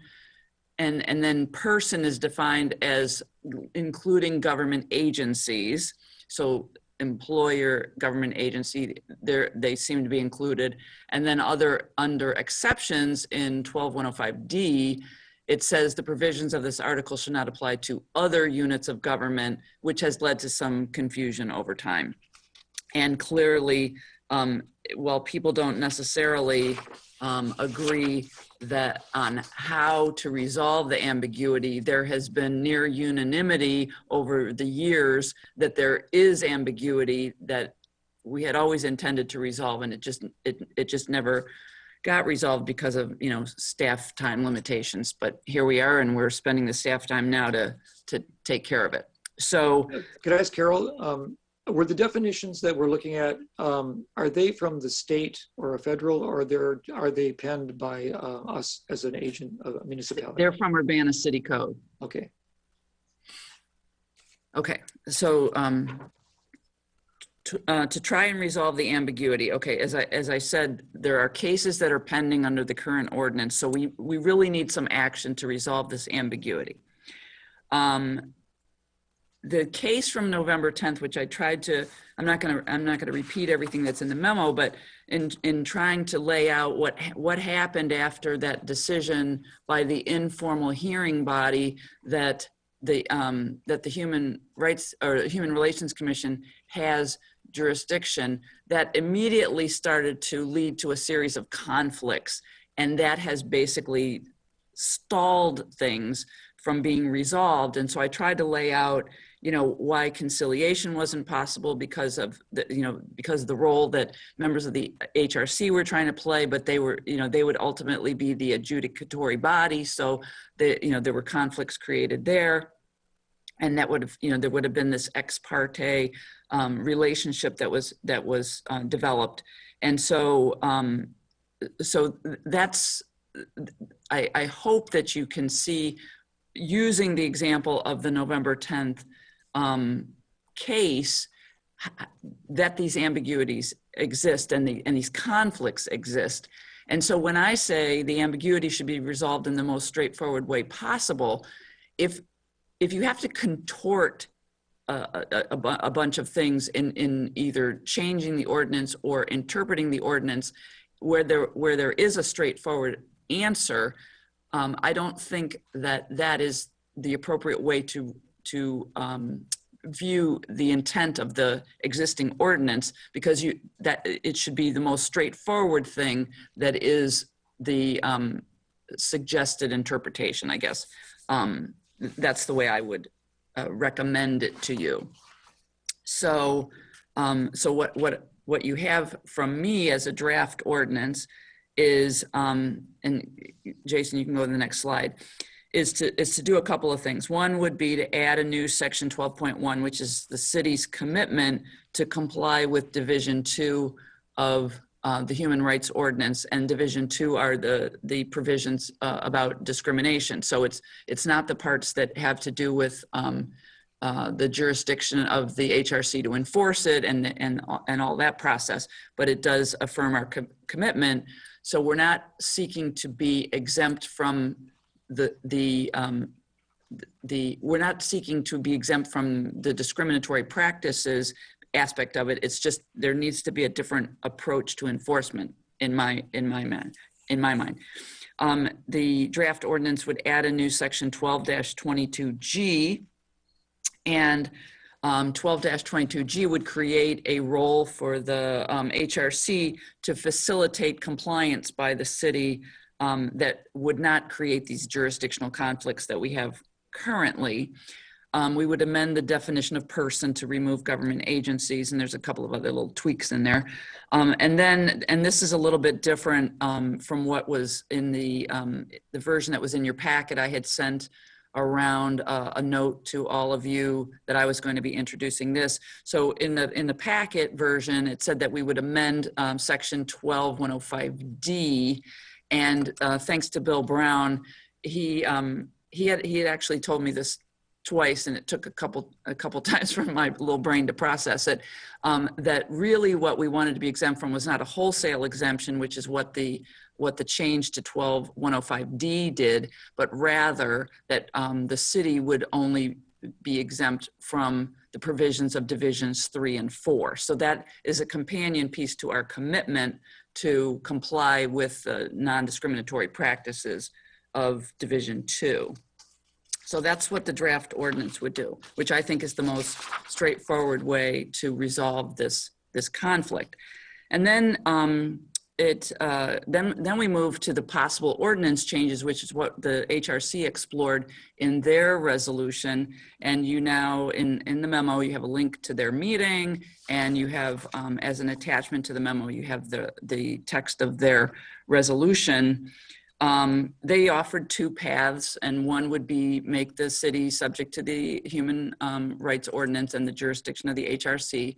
And then the other would be to have the city not subject to the Human Rights Ordinance, but to communicate our intent to comply with the provisions of Division 2. So, you know, you can go to the next slide, Jason. So the thing, there's a really thorny issue that we still have to wrestle with in order to, even if we want to pursue the path that the HRC had proposed about the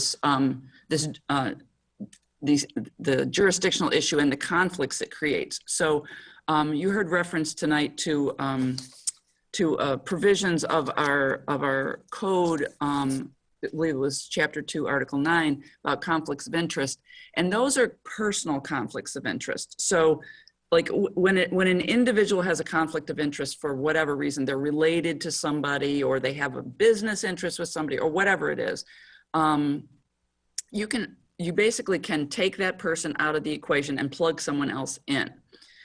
The problem with the conflicts that are created through this are that they're conflicts of affiliation. So we are all, you know, all these players, city staff, city attorney, you know, the members of the HRC, members of other boards and commissions. We are all agents of the city in one way or another. And you know, we talk about how you could possibly begin to resolve that. And so then, you know, the other point I want to make is the conflicts of affiliation can be attenuated, but they can't be eliminated. So we could hire outside counsel to prosecute a case, for instance, but it's still, you know, the city is still hiring that person. The city is still overseeing that person. The city still, you know, elects which attorney they would hire. The same thing would be true for an investigator. We're still, you know, because we have this contractual relationship, we're not completely removed from the process. So, you know, and I mentioned that, you know, the way to really not attenuate it to the maximum extent possible would be to create a completely independent HRC. And then, you know, I had been asked by at least one council member to give some sense of like, oh, okay, how much would all this cost? And so, you know, there's not a lot of benchmarks that I could provide, but but Mary Alice had specifically mentioned the electoral board, and so the $17,745 is the cost of the work that Deanna Moole did in conducting those hearings, preparing and conducting those hearings. I include there the budget for the HREO hearings, which is, you know, that budget is intended to cover CPRB hearings and HRC hearings combined. That's for hearing officers only in each case. And then Pete had mentioned a case where it was an HRC case. It was in the paper back in the early 2000s, I think. And so some of you might remember it. It's the caption of the case was Sprout versus Carle Foundation Hospital. That was a case where the city attorney elected to hire outside counsel to prosecute the case rather than do it in-house. And that cost the city about $35,000 to prosecute that particular case. So, you know, just to give you a sense of that, and that's for, you know, that's for, in the Sprout case, that was for, you know, an outside lawyer to prosecute the, a case before the HRC. That was not an independent investigator. We didn't have a cost associated with that. And these other ones, as I said, are for hearing officers only. So I don't think that the financial question is inconsequential, which is why I'm glad someone asked the question about it. I think it is relevant to your consideration. And I would say, before I get to my last slide, that Bill Brown had asked me to think about, well, what would we do? What could we do if there was, if somebody had alleged that there was discrimination by the city? And so I wanted, I talked about it in my response to him in sort of two categories. And one category is if we have an individual employee of the city discriminating against a member of the public or something. It's sort of the individual action of an individual act of discrimination. And those kinds of complaints could be pursued. I think they would be pursued as personnel matters because we have a productive work environment policy, and so that we would pursue using city resources with a member of our staff, and we would take whatever appropriate action there is. Then there's another category of discrimination that I think of in a more policy realm. And I think that those are exactly the kinds of things that the process that's in the draft ordinance that as recommended by the HRC, those are appropriate to be discussed in front of a public body like the HRC, even the city council if people cared to, because those are broader questions, and they probably deserve a public airing and public discussion, rather than being handled, in kind of the context of a hearing. So, so I'm hoping that you see the distinction between these two issues. And my recommendation is so that we can handle these cases that we have before us, is that you would, in terms of resolving this existing conflict, send the revised draft ordinance to council with a recommendation for approval. And then, should you desire to make these more substantive modifications to the human rights ordinance and give broader powers to the the HRC and seek to attenuate this conflict, that you take it up when we take up the budget, because the the financial implications are of a magnitude that I think it's appropriate in that context. So I'm happy to take any questions. Okay, so do we need to have a motion first, and then, not questions, we can ask questions. And the Mary, I see your hand is up. I don't have a question. I just wanted to tag on to what Carol said and make it perfectly clear. The city follows the same process with regard to employment as all employers are expected to follow in Urbana. That is following the requirements of the Human Rights Ordinance. We have never exempted ourselves in practice. It's just this inherent ambiguity that was in this ordinance from the beginning. That's the issue here. But as far as actual practice, we have never exempted ourselves from that, even though that's the narrative that some folks are using out there. It's just that it's the ambiguity written into this ordinance itself. And if someone could describe the cases that are before the HRC, I think it's important for people to know what actually are the cases. It's not an actual person being discriminated against.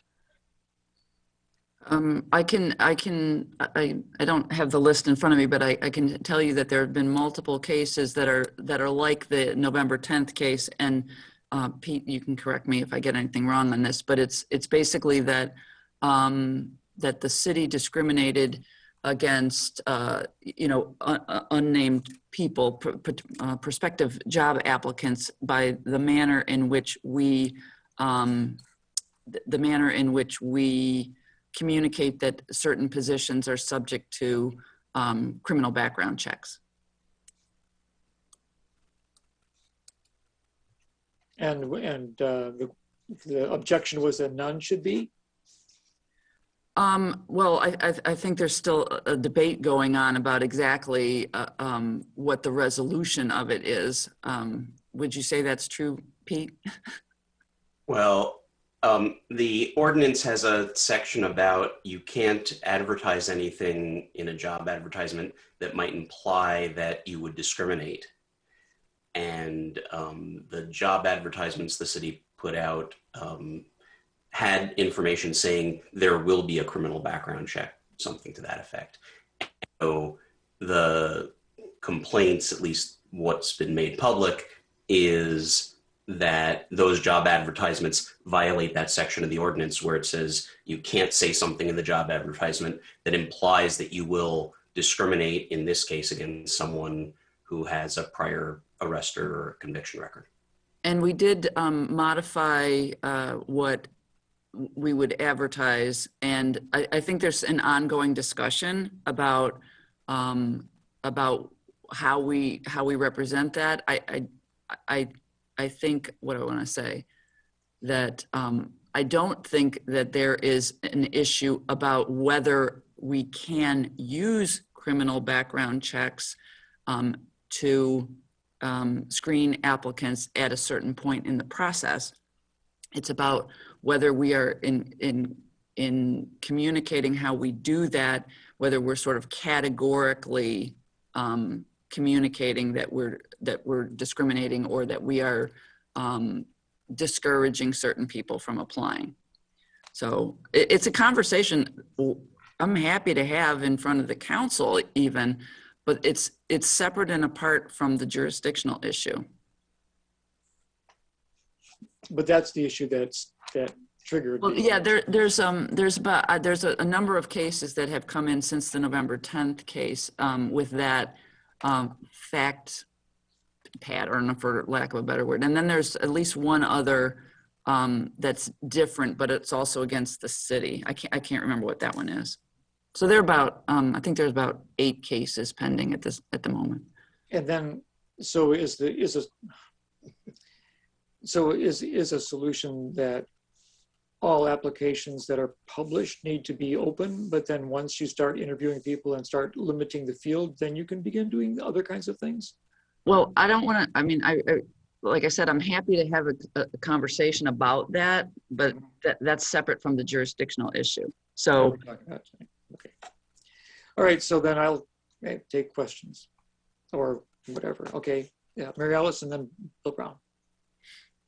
So I think that Diane talked a bit about one of the big concerns with this is that is the city upholding the same rules for how we conduct business versus how we are expecting other businesses to conduct business.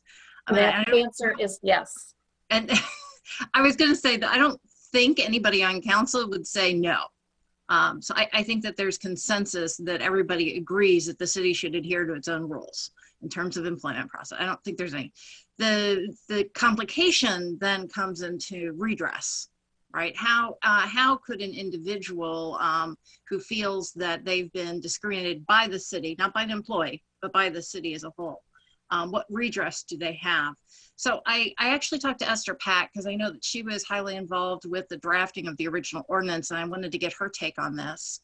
And she had an interesting suggestion. And so Pete, I wanted to just kind of ask you if you guys had considered this at all. And her suggestion was to have an agreement with the city of Champaign, intergovernmental agreement, in which they would be the ones who would take on kind of the role of being overseeing the case, the investigatory stuff.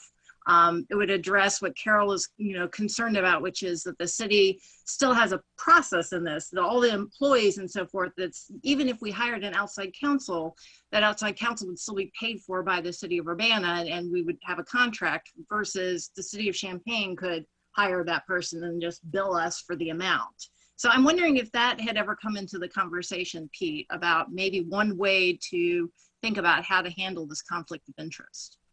We had not talked about that in the HRC at all. That idea didn't come up. It's interesting. The ordinances are different. So if we were to have that kind of intergovernmental agreement, we'd have to agree to review each other's ordinances and make sure that we were applying the right standards and such. But we didn't think about it. Okay. All right. I mean, so then to speak a little bit of what Carol was talking about in terms of like, if we stand up some other procedure, I mean, there are financial consequences to that. And perhaps the best time to have that is when we go over the budget. I would hesitate to say, I don't know if the city of Urbana is willing to commit approximately $100,000, $200,000 to stand up a full staff and so forth for the city of our size. But I thought that this was an interesting compromise, so to speak, versus, so the amount of money, would it be more than, 5,000, 20,000, I think is one of the budgetary items here? Probably, it would be, but would it be less than 100,000? Yeah, it would be less than $100,000. I know I'm kind of springing this on staff right now. I just had this conversation with Esther. And anyway, I just wanted to present that as one possible avenue to explore. That said, I will say I recognize that we have two issues here. We have what is pending, what are the current cases that are kind of on the docket, versus what do we need to be doing in the future. So that is certainly part of the conversation too. But I wanted to share that information with you based on that conversation that I had. Very interesting. Anyone else would like to comment? Eric Sack. So sort of two things. One, did I understand correctly, Carol, that the HRC was saying that they thought the options were either city is under HRO and therefore under HRC or not under either, but really what we're talking about is city is under HRO, but possibly not under HRC for its own self-adjudication. Is that correct? Yes. Yeah. And I mean, in the broadest sense, that's what the HRC said also. They have a slightly different rendition of it than is in the draft ordinance. Right. But yeah, but it's either you're fully under and somehow resolve the conflicts that exist, or we are not subject to the jurisdiction of the HRC process, but In both cases, we agree that the city should be subject to Division 2. Right. So, yeah, I would be pretty comfortable with the city is still subject to the HRO, so we're subject to our own rules, but maybe not self-adjudicating. I think the problem with self-adjudicating is that it can be very expensive, and I think we would leave ourselves open to someone trying to use that as a cudgel to impoverish the city. So one could imagine someone creating a lot of cases which then have to be adjudicated. And if you have to pay for a lawyer separately each time, it could cost a lot of money. Whereas if it goes to the courts, well then that's a disincentive to put in spurious cases, because then the city isn't paying for the other person's court case. That's my thoughts. It could happen. It could happen. We could imagine it. It could be weaponized. Imagine it. Yes. Bill Brown. So with the example that you gave us on the reference to background checks. So if we pass the draft ordinance as presented, pretty much, there might be some changes still as far as which parts might still apply. But the main thing would be this new section 1222G, so the HRC would still review the practice and review it with mayor, city council, city departments, agencies, and officials in order to correct any discrimination that may exist and notify the public of the outcome. So it's not clear to me that that's as open as kind of the way you were talking about it. It sounded like more like public meetings, but it seems like in order to review it with the city council, it has to be brought to the city council in a public meeting. Is that right? Yes. Okay. So, yeah, notify the public of the outcome. I guess I'm not sure exactly what the outcome would be. It's would the outcome be a new resolution by city council maybe, or some decision by city council?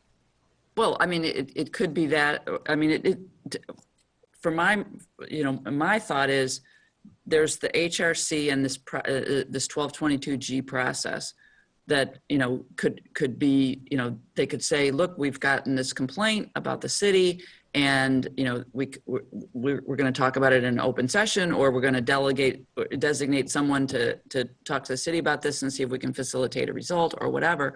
But there's nothing stopping somebody from saying, you know what, I'm not only going to go to HRC, I'm going to bring it to city council. I mean, people come all the time and raise issues, and see if they can get traction. I mean, if people are really concerned, they have outlets. Okay, yeah, so I would expect for that particular application or ad that there would be some decision. I agree that just on its surface,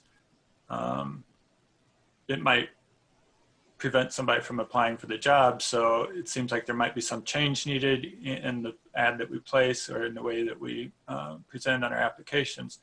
So if this was adopted, then there would be some discussion of that, and if it's resolved with staff and the HRC, then city council would have a report on it and we could discuss it at some point. Does that sound right? We could do that, or go ahead, Pete. Go ahead. I just want to put a little interrupt in here, and I was trying to be as careful as I could to be talking about the previous, the ordinance itself in the previous hearing. We have some confidentiality issues even with pending cases. We're really not supposed to talk about the contents of pending cases that have not been part of public hearing. That said, that should both inform asking perhaps the complainant whether they want anything public said while their case is going on and whether negotiations are taking place. The confidentiality rules in the current ordinance are pretty darn tight. So you may want to review how you want that to happen. Should you make a change that says we're going to have some sort of, conciliation or discussion as per 1222G. And we should probably avoid talking about any pending cases during the council meeting. Okay. But, so are you saying I shouldn't be talking about what I'm talking about? Or are you just saying that in this policy, we need to be careful about talking about? I think you shouldn't talk about specifics of pending cases. If you want to talk about pending cases as a general category, I think that's perfectly reasonable. But the Right. topics of specific pending cases is not a public conversation according to the current ordinance. Yeah, well, I don't know much about the case, so that's good. General, I'm familiar with how the ban the box. We talk about ban the box, and that's been an issue for a long time about not putting people off to apply for jobs just because they have a felony conviction, and it can't be you can't broadly discriminate against somebody because of their conviction history. But I know that, there's jobs that you can't have certain convictions for certain jobs. So that's getting into the details a little too much, but I guess if that's a policy or a practice, a way of implementing our hiring practices, that seems like it could be discussed separately without talking about details of a case, but maybe the case has to be resolved in some fashion first. Is that before we could, I don't know, it sounds a little complicated. Cherise, you have a point? I'm just trying to wrap my head around all of this language, all this legalese. Because what I'm thinking from what Carol has said is that, all this came about behind background checks or advertised background checks, correct? Yes, how we advertise our use of background checks. That was the topic of the November 10th hearing. Oh, okay, and Pete, please, do like this or something if I'm going too far. Okay.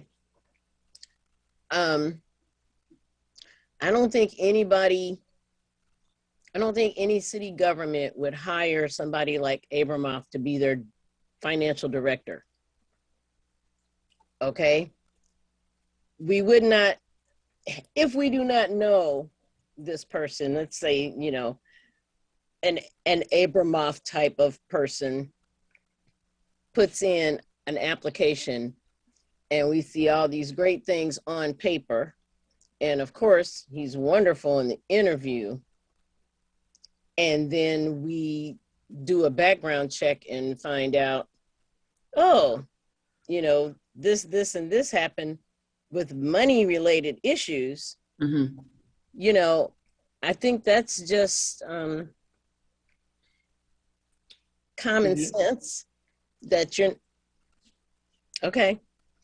I'm gonna So the only thing I'll say about this is I think it's worth a read. And as Carol said, we could have a whole discussion about the contents of this part of the ordinance. It's very interesting and a good discussion.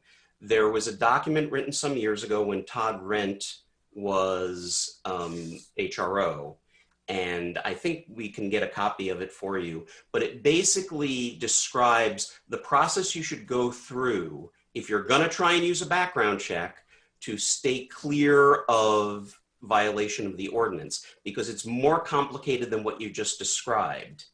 Because you have to make a showing that whatever you're disqualifying this person for, whatever trait it is, that it is actually necessary to their job function.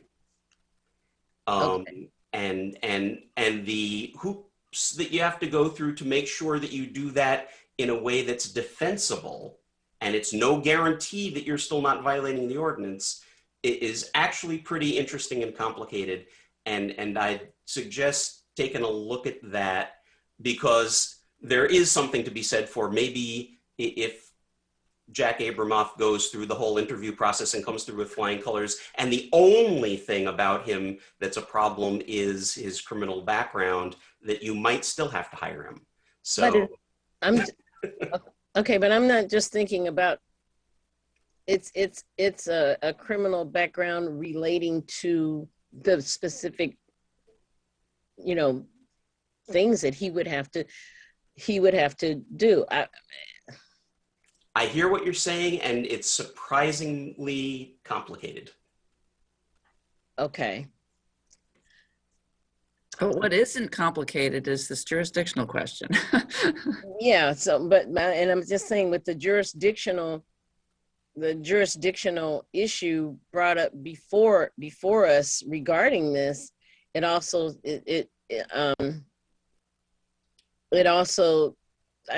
I don't really understand how we would go about even trying to ameliorate the because they're just so close together in some level. How do you match that up? I'm just still trying to, like I said, wrap my head around it. So I saw somebody else's hand, Bill Colebrook. Yeah, actually, I think this last 10 minutes has been incredibly informative. So, Sharice, your question was on point, and Pete, your explanation was on point as well. And I think Carol, your explanation to the resolution to the problem is on point as well. So, to Eric's point earlier, so that's a possibility. Yes, Sharice's example is a possibility. Pete, you give the clear vision or the reality of what the consequences of the ordinance could be to the city. And Carol, you just gave a clear path of how that could be resolved. And I appreciate that conversation.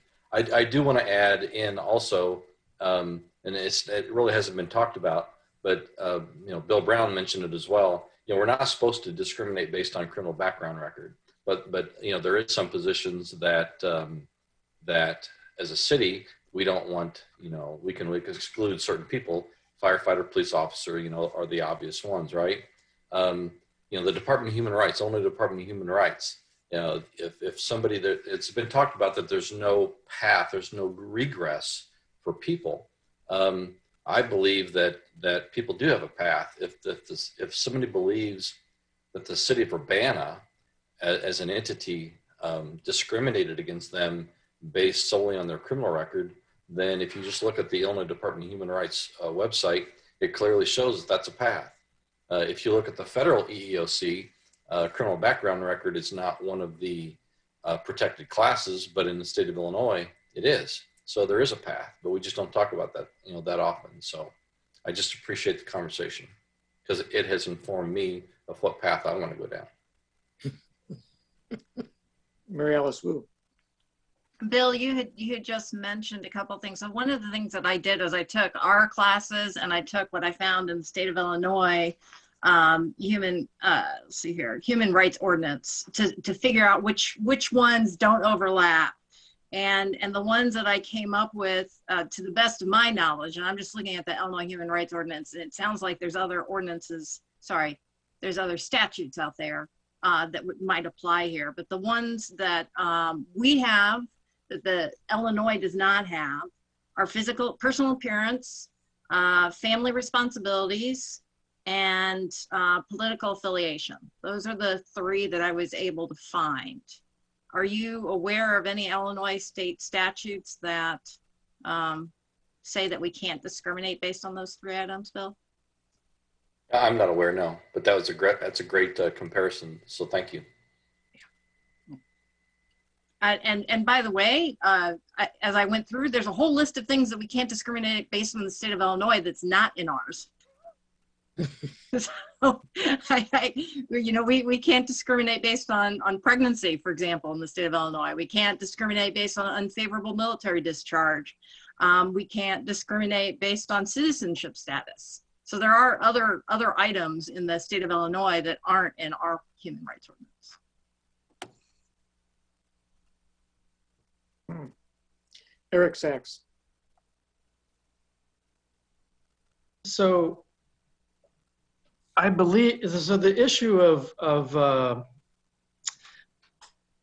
the background checks, there's the issue of performing them and how you use them, and then there's the issue of the advertisement. Those are separate issues. But I believe that the state of Illinois requires for state employment background checks. And therefore, we would probably be, one possibility is to just completely adopt what the state does in terms of language and process, right? That would be a simple option. In terms of language and advertisements, I believe what I've seen is usually some language that says that background checks are performed, but that doesn't necessarily exclude one from the possibility of employment.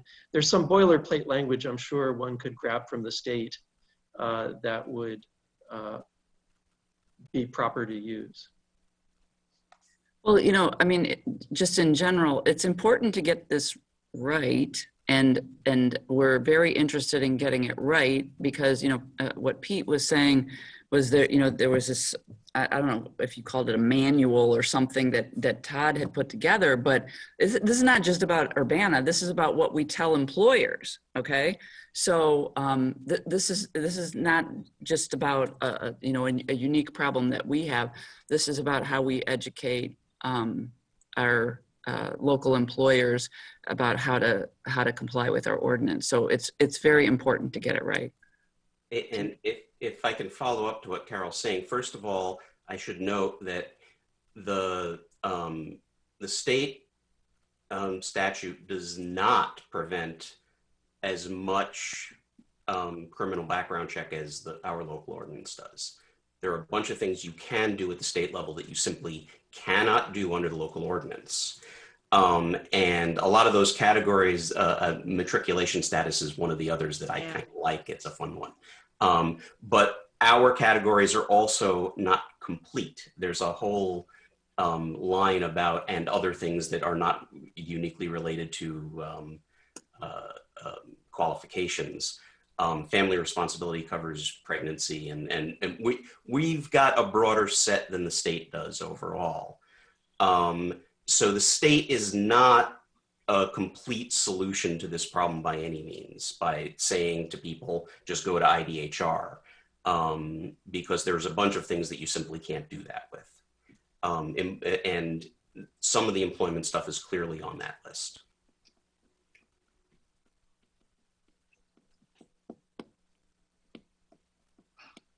So are there other states whose have great models that we could look at? I mean, have we researched further afield? Maybe it's not necessary. Yeah. I can say that we predated a lot of states in ours, and ours is pretty broad as far as ordinances go. And just to go back to what Carol said initially, we are still, no matter what we look at, we are still stuck with the current language in the ordinance being ambiguous whether the ordinance applies to the city. There's no two ways about that, and it's been true as long as I've been on the commission, and the topic has come up multiple times since I've been on the commission. It's only really come to a head and gone to this appeals hearing recently, as recently as November.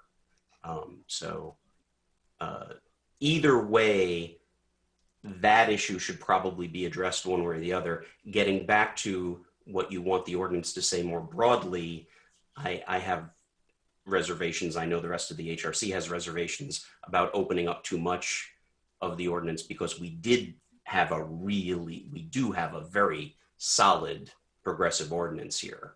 And we would rather leave that as intact as we can. But clearing up the ambiguity about the city is the most important point here. Okay.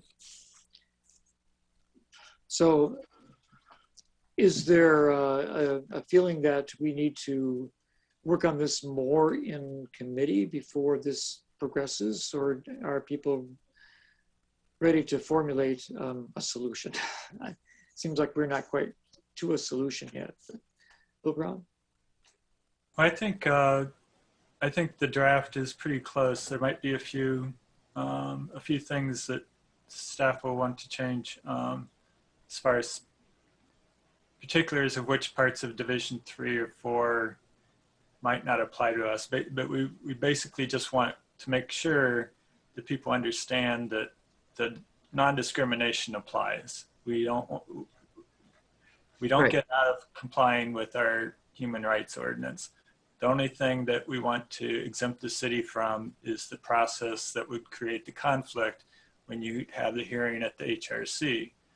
And we're trying to substitute a different process for that would be a little bit more negotiating and bringing it to the public bodies that can make the changes in city policy if city policy needs to be changed in order to prevent any kind of discrimination.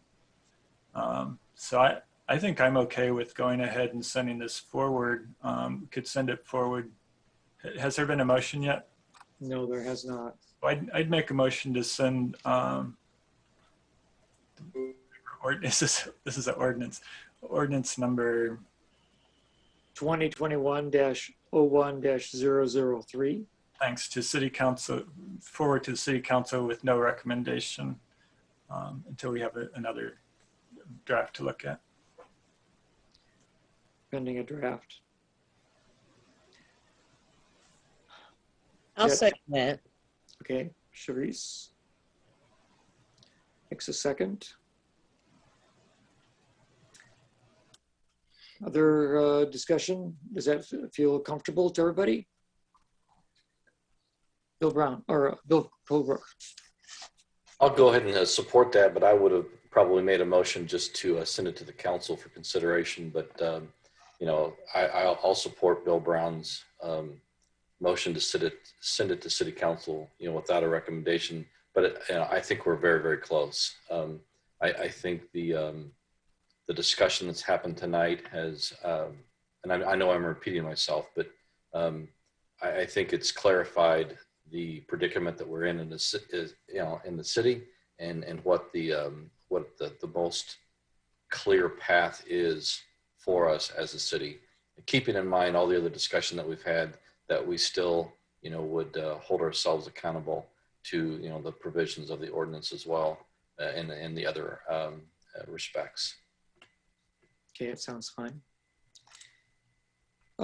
So perhaps we're ready for a roll call vote.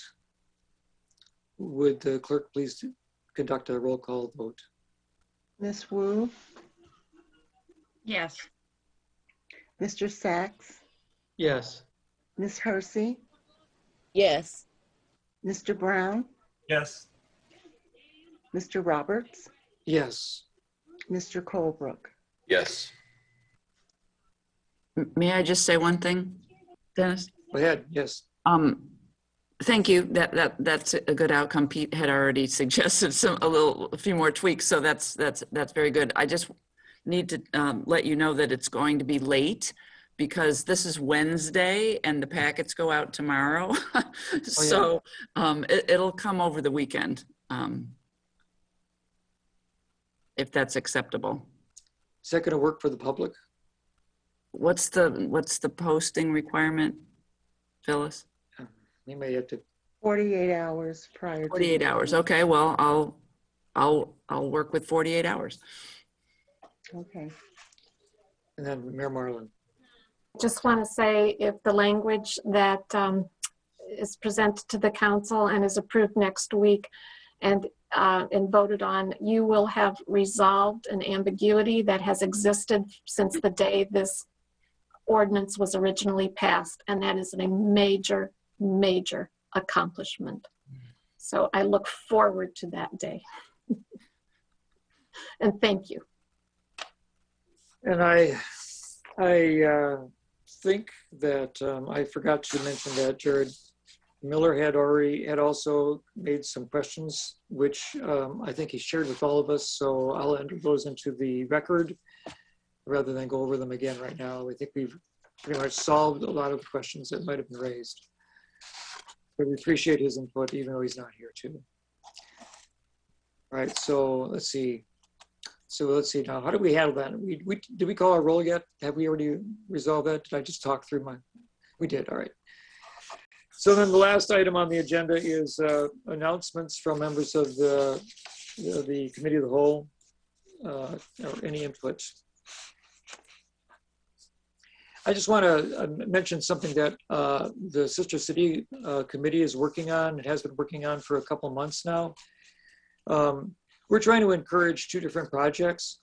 One of them is a French-English language exchange project between our sister city in Thionville and Urbana.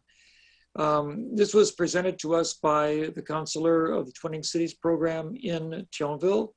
He wondered if there was a way that students in France could practice their English, and would there be advanced students in schools in Urbana who would like to practice French through an exchange. So I've contacted various educators who are language instructors in the city. I've sent a letter to the Board of Education for Unit 116, and also contacted the administrator at Uni High School to find out if there was any interest in this. And to date, we seem to have one instructor at Uni High School who's very, very interested. And so that individual is pursuing further discussion with the counselor in Thionville to connect a school there to the classes that she's interested in pursuing here locally. So that's one project that we're working on. The second one is that since last June, we've actually been trying to create a collaborative music program with the city of Thionville, which involves sharing a song and singing different parts of the songs by different community members, soloists and artists in our community and our community in Thionville. We've virtually recorded all the lines for the song, and it's being processed and compiled now by a technician. And this program is one that we're doing in conjunction with James Barham, who helped to create the beautiful music video, See You Sings Let It Be Volume 1. So what we're doing is we're trying to, I suggested to him that it might be exciting to try to do this with our French sister city. He was very excited to agree, and the sister city in Thionville was also very interested in it. So we're in the process now of kind of coordinating those efforts. So hopefully we'll see pretty soon an actual announcement that we have something to show and share with the community.